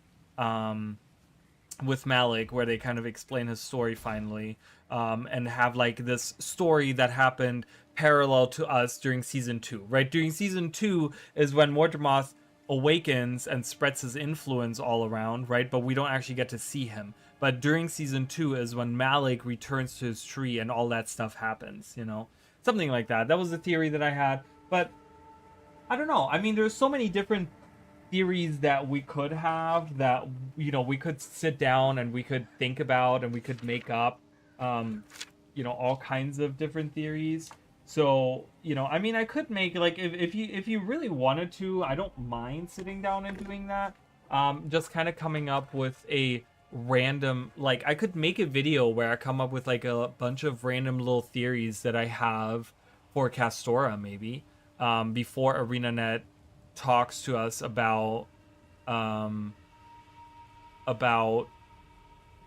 like what actually is happening on Castora. So I could do that because I'm actually kind of now getting into the I would love to see Arena go back and do a little bit of retconning. There's so many things, like I said, with the Nightmare Court not playing a role during that whole conflict. It's one of the things that really annoys me. There's a lot of things where I'm like, man, I really wish they would have done something with that, right? Because like I said, you meet this character, Duchess Chrysanthia, but there's no story to her. you know, and we have no resolution on what's happening with the Nightmare Court, right? We hear about the pale tree, like, oh, she's healing and it's a slow process and there's something going on and blah blah blah, and we don't get any details. But what about the Nightmare Court, right? Like, what about, like, is the Nightmare Court doing any, like, what are they up to, right? Like, after Mordremoth's defeat and the death of their Grand Duchess, like, has their whole thing fallen apart, or are they still trying to do the same shenanigans they have since before ever, you know? Like, I don't know. What do you think about Arena and going back to old ending flights and past experience and turning them into rated? I would love that. I mean, that's something that we've talked so much about. I want to see the Zaitan fight redone and made as a raid encounter. I want to see the Sovereign Eye of Zaitan fight made into a raid encounter. I want to see the Balthazar fight, the Joko fight, like all of these like personal story fights that we had throughout that could easily become raid encounters. I would love to see that, and I don't think that that's a lot of effort to make that happen, because the assets are already there, the voice acting is already there, most of the mechanics are already there. Like, you just need to add some stuff to it. It's not that much work. It would be really cool. I would really, really love that. Like, adding just a bunch of those old-timey fights from the original game or from past expansions or whatever, and make that into raid encounters. I've wanted that since they introduced strike missions. I've wanted that too. I think I've wanted that like a lot, because not that I'm a huge strike mission person, but there's certain fights, like specifically the Balthazar fight, that are just so good, and I would love to relive that and not necessarily have to play the story to do that, you know? I want to be able to just go like earn rewards for reliving that same story, you know? I would love that a lot. Definitely.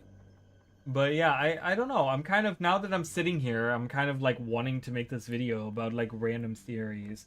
So that's why I got my notepad out, because I don't want to forget. I don't want to forget the stuff that we're talking about.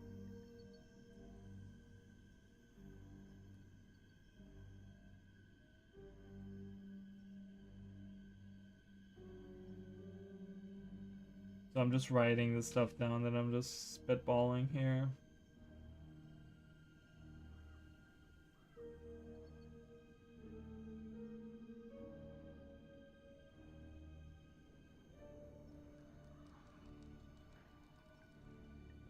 You should be. It would be super cool. Well, if I find the time to do it, like I said, I'm writing it down. I'm writing some of the stuff down. The you know, and trying to kind of connect. I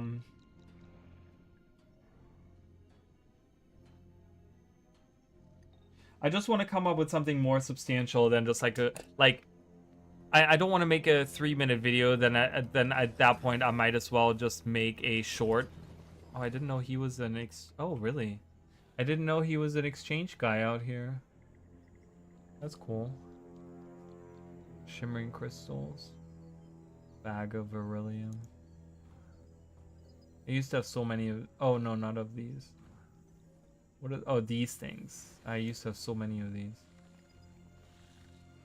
Crystalline ore is so easy to get now. Back in the day, I was like, oh my god, I need to make, like... Where's that handsome orange tag? I see that tag. I see... Oh, there's an orange tag there. So what other theories could we do? So I wrote down the Malik tree. Maybe the Malik tree is on Castora, and was somehow magically brought to, you know, somehow ended up in the Muguma jungle out there through the waterways, found its way in there. And you know, maybe we're going to be dealing with some seers. Maybe this is like the ancient home of the seers. And like I said, we can kind of combine that. Maybe the reason why he wasn't a Mordrim, or why he was like not like, what's the word? Like oh my god, I'm thinking like hostile. Jesus, that's the word. Hostile towards us was because his tree was shielded by the seers or something, right? And they're ancient magic, and they realized that this tree maybe maybe they tried to cleanse the tree, how the Forgotten cleansed Glyn from her corruption, right? Maybe the seers on Castora tried to cleanse the pale tree that existed back then or something, right? An idea for you, a wishlist style video series of things you would love Arena to do to old content. I'm pretty sure I have a video like that. I think there's a video. Isn't there a video like that? Let me check. I think I have a video like that. I have a video of a wish list. Specifically, when you said wish list, I was like, yep, I had that. I had a video. I gotta check. I gotta see. A wish list. I had a wish list that I did for Christmas. End of Dragon's wish list. 10 things I would like to see for the new expansion was released in December of 2020 when I first started making videos. Interesting. It's probably awful. I don't want to watch it. It's probably really bad. I hate watching my old videos because they're so bad. Oh god, it's really bad quality too. And I hope that we can keep on going with this, but I just wanted to start this video by saying that and really showing that honorable mentions. What did I have for honorable mentions?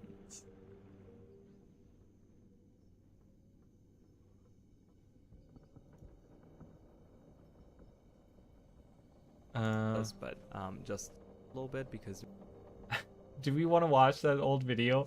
Do we want to watch an old ass video of mine from no, I don't want to log out. Oh my god, I'll pull it up. I hate watching my old videos. I've gotten much better at making videos, I gotta say.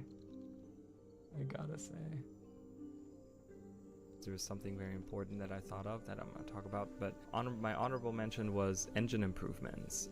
We've been talking about... Oh my god, engine improvements was on my list. Engine improvements. Latency, and that's been plaguing the game for over a year.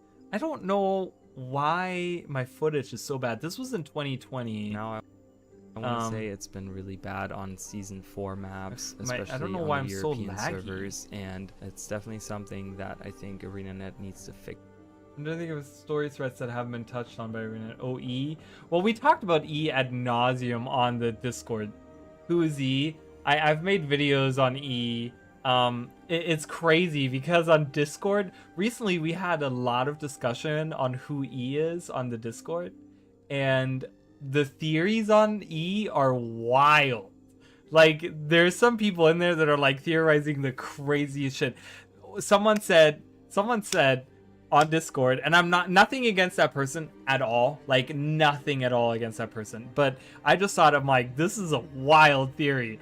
They said, what if it's Ephraim? And I'm like, Ephraim? Why would he? And then they kind of had like, well, because, you know, they wanted to unite the Char and humans or whatever to, and I'm like, this is not, that doesn't make, like, in my head, that doesn't make any sense. The problem is that E specifically is involved with the humans. And so for the longest time, I thought that E was Avenia.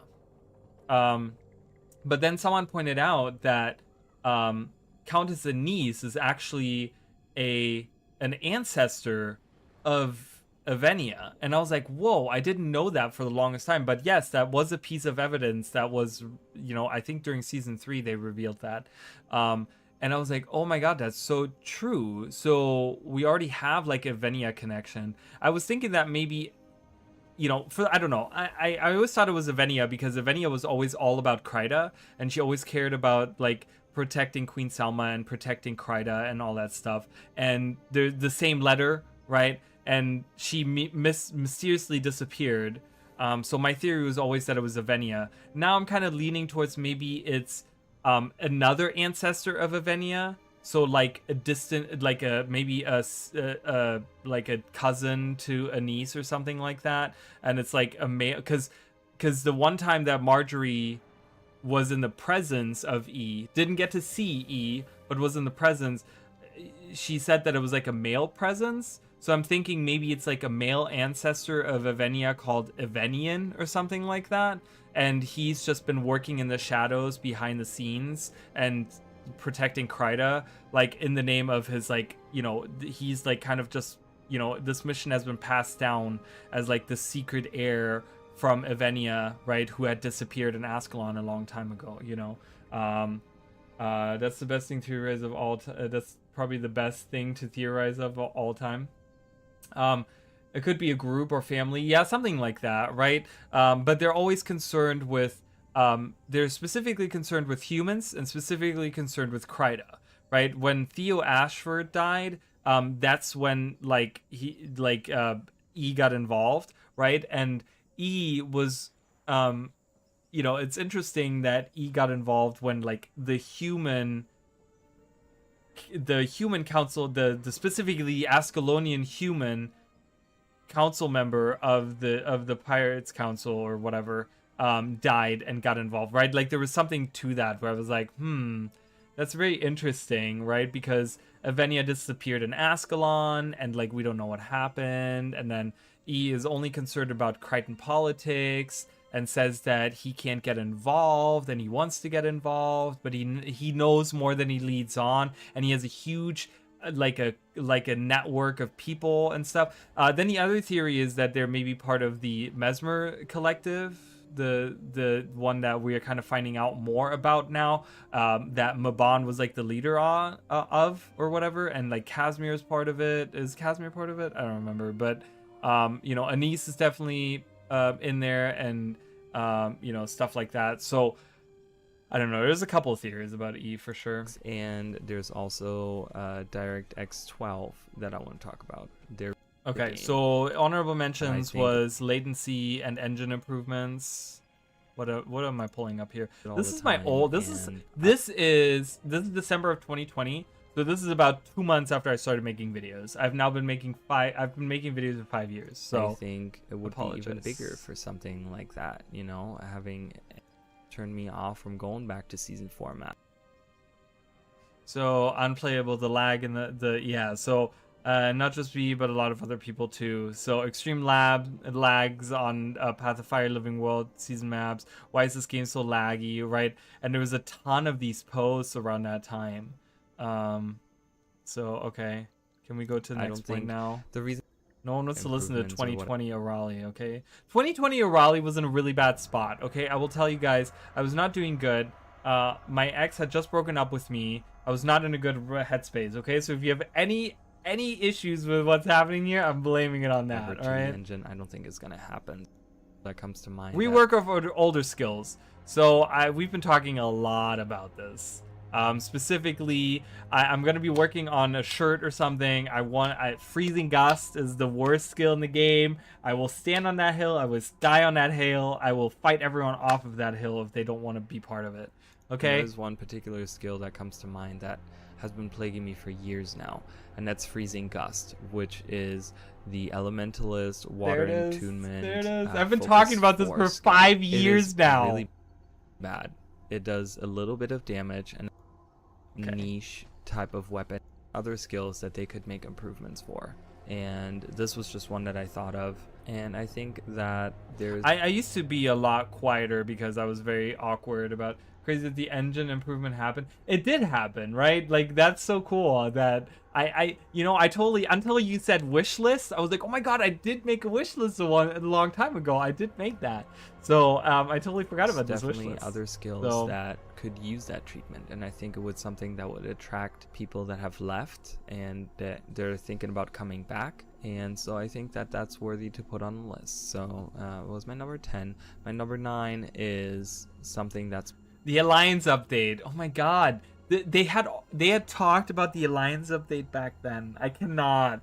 It's been 5 years. They talked about the Alliance update 5 years ago. Been highly discussed, and it's the Alliance update. Now, this is something that has been talked about a lot, okay? And there's not much that I can say that hasn't been said.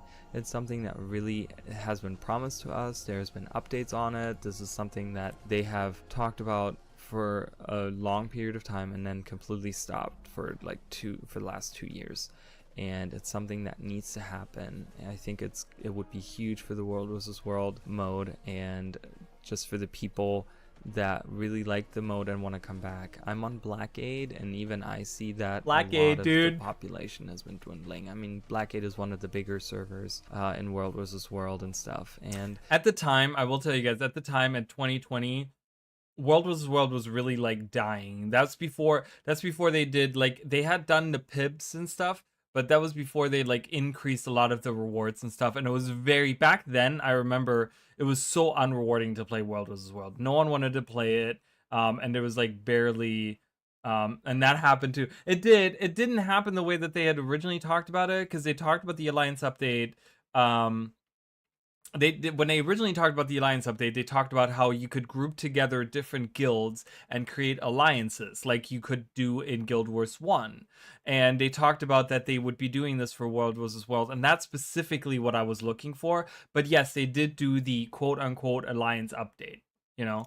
it's just really, really hanging in the air. So, as far as I know, this was the last real communication we got from Arena concerning the Alliance update. Note the date on that post. This was in November. So this was 2 years ago. 2 years before I made that video. 2 years before I made that video was the last communication that we had at that point in time about the Alliance update. So that is when they had already been talking about it. Do you see how long this has been taking to come out? It took like, what, 6 years to come out? Jesus. And I think it would Holy be crap. something Okay, that anyways. I think might be a little controversial for people, but it's a rework or improvements of the mastery system. This one, I'm still hoping for. All right? All right, unfortunately, passing are going to be up in 5 hours. Have a good night. So I'm going to pass out now. Have a good night. Thank you. I appreciate it.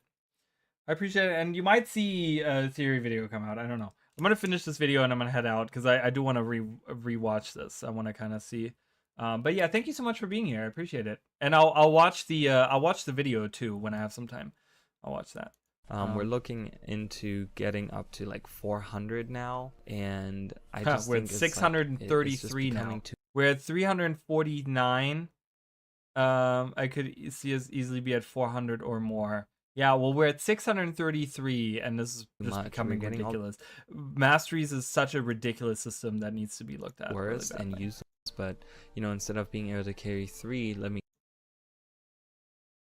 that they're doing with it. And yes, it does have its faults, and it does sometimes not really go anywhere with it, or they might just not tie loose ends up. But overall, I like the story, and I think the characters are pretty great. So number 7 is Celestials and the Oracle and how they tie into dragons. These are characters. Dude, that from never happened. That never happened. So wait, that was 9. So I didn't skip anything, did I? I don't think I did. No. Okay. So the Celestials. Number 7 is Celestial. The Celestials and the Oracle. They never brought the Oracle back either. And that was such an important character during factions. I'll leave the stream on. Awesome. Yeah, that was such a missed thing that and they the didn't. Oracle and how they tie into dragons. These are characters from the factions campaign for Guild Wars 1, and they were in Cantha where we're going now, and they were semi-important characters. And I think that there's some kind of story that we don't know, and maybe ArenaNet back then didn't know, but there's a lot of things that they can tie into the dragons. And I'm gonna make a more specific video on this actually, because I have a lot of thoughts on this, but I really hope that they're giving them a... Yeah, I did do many theory videos on I did a Celestial. I remember making a Celestials video specifically. I had like a specific theory on how the Celestials could tie into the dragons. I don't remember how I weaved all that and together. I think there's a lot of things, a lot of mystery.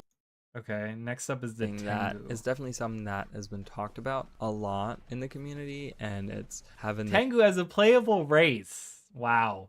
That was on my wish list once upon a time. I don't have that on my wish list anymore. Tengu as a playable race. I don't know how likely it's going to be that we're getting them, but I think that the Revenant brought in a lot of people that had left the game before it, and brought in a lot of new people that might have been exactly looking for it too. And right into the next point too a little bit, which is a proper storyline. And by that I mean, you know, we look at Heart of Thorns, which the storyline was pretty decent. I want to say it was a pretty good story, but you could see that there were certain instances that were left out, and that arena. So we just talked about that, how they didn't include the Nightmare Court and they didn't include the Malik story. That just kind of scrapped because they were under crunch. And we look at Path of Fire, which had a great story, but I think that even with the great story that Path of Fire did have, one thing that kind of bugged me is that we had these huge maps because we introduced mounts,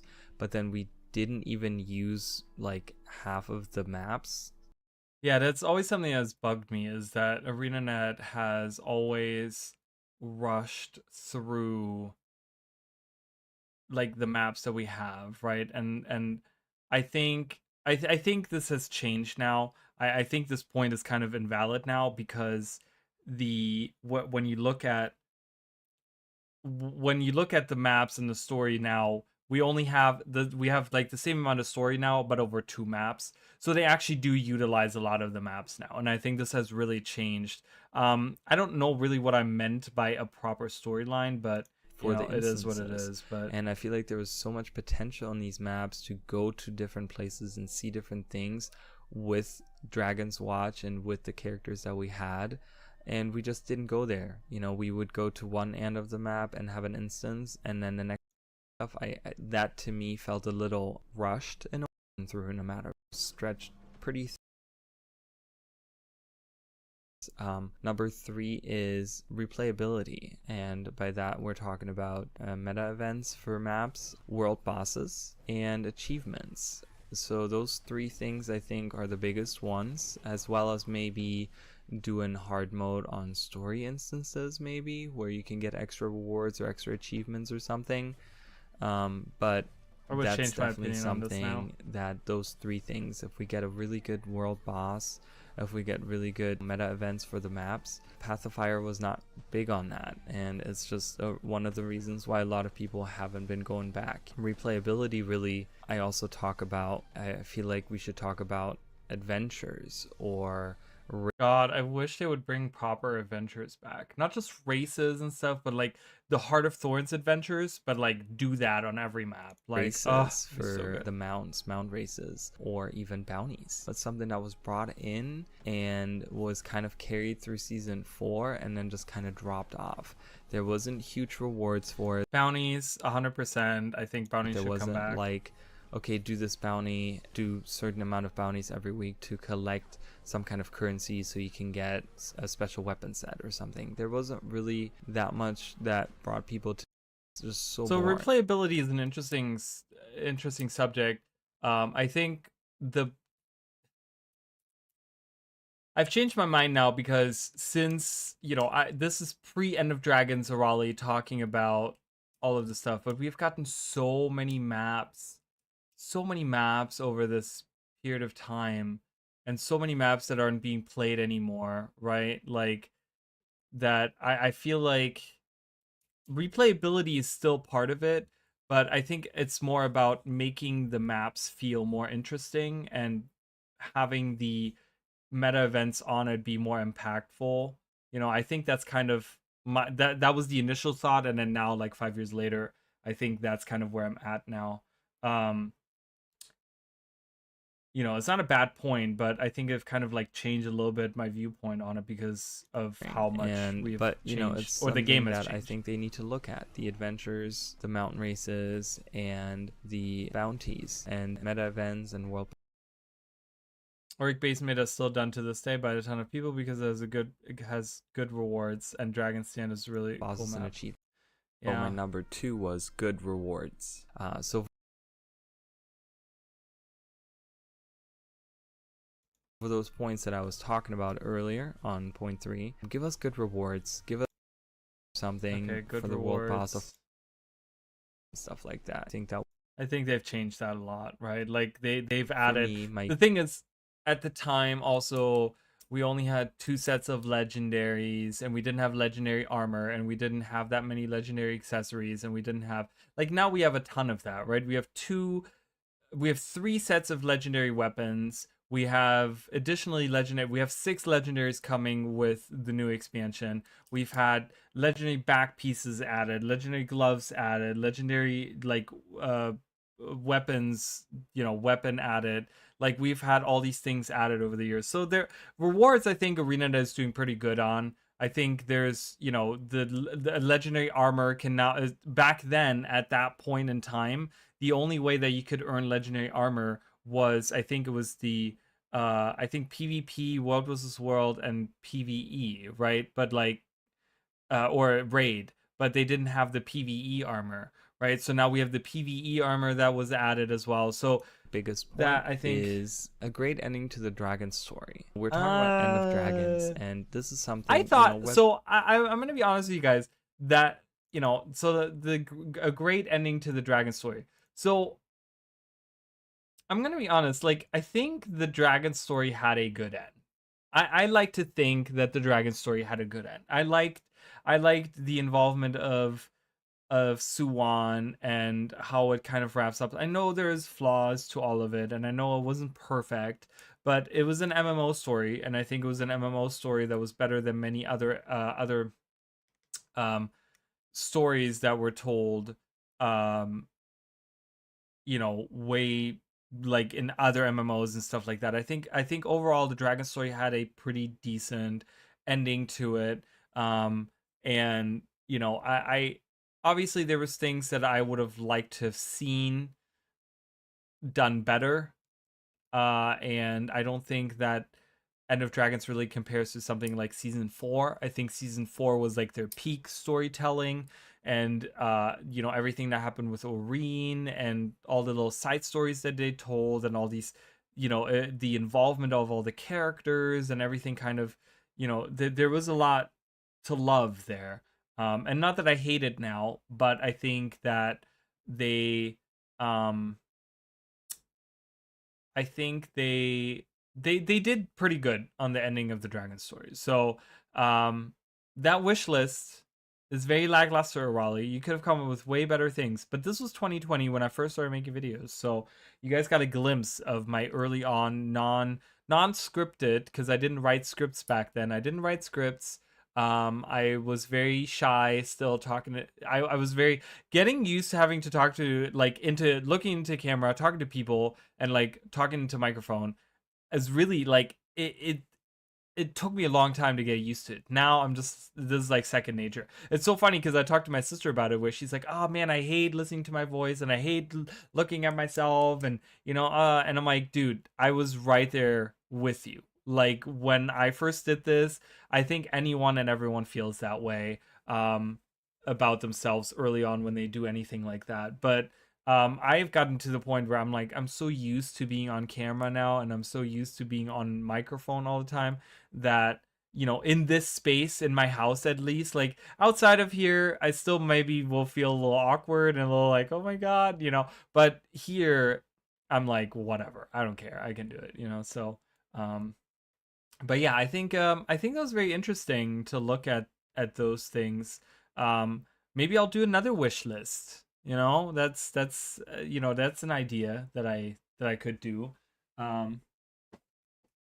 Just writing down a wish list of what I would like to see for Guild Wars 2, and just kind of pretty much talk about the wish list that I had before, and talk about how my opinions on it have changed, and maybe what I would like to see now. So but yeah, so there's a couple of videos that I have planned now.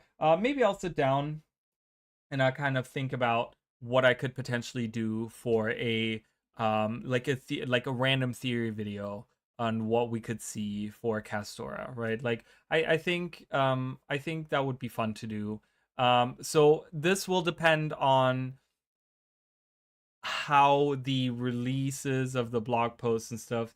Sounds like a fun idea. Yeah, so I don't know how much of all of that you heard, Emily, but But yeah, so we had you know Tillian had a few really interesting things that he wanted to talk about, and so I have like 3 points now of a video, so I kind of have to come up with some other theories if I want more. I have to think about the Inquest involvement too. So like, how could I theorize what the Inquest are doing? We're thinking Eternal Alchemy, we're thinking Dragon Energies, we're thinking like Mists. Is there a connection? What they could, what are they doing? The corruption that's in the room with the Inquest. So there's a lot of things that I want to think about, and maybe connect. Hold on.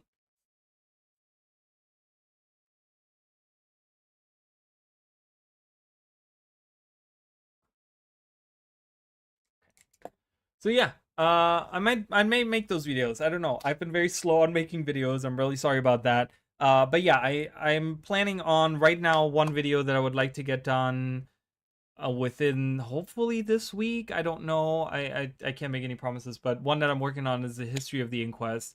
Give you guys a refresher on Inquest. Give you guys an idea of like who the Inquests are, what they're doing, what they have been up to, blah blah blah, and then sit down and theorize a little bit.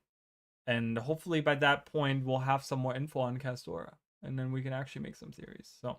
But anyways, that's gonna be it for today. Thank you, Emily. Thank you, Tillian. Thank you, Boshanek. I think I'm pronouncing that wrong. And everyone else that was here. God knows I don't remember everyone that was here from earlier. But thank you everyone for watching. If you guys want to support the channel, make sure to hit one of the links down below. If you're looking to buy the expansions, they're really cheap right now. Heart of Thorns and Path of Fire are $12.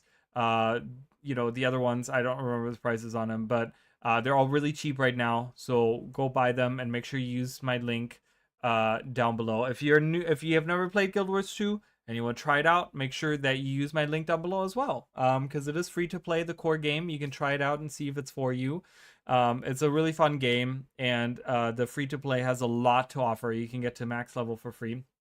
You have a good night as well, Emily. And we also have memberships available if you guys want to become members.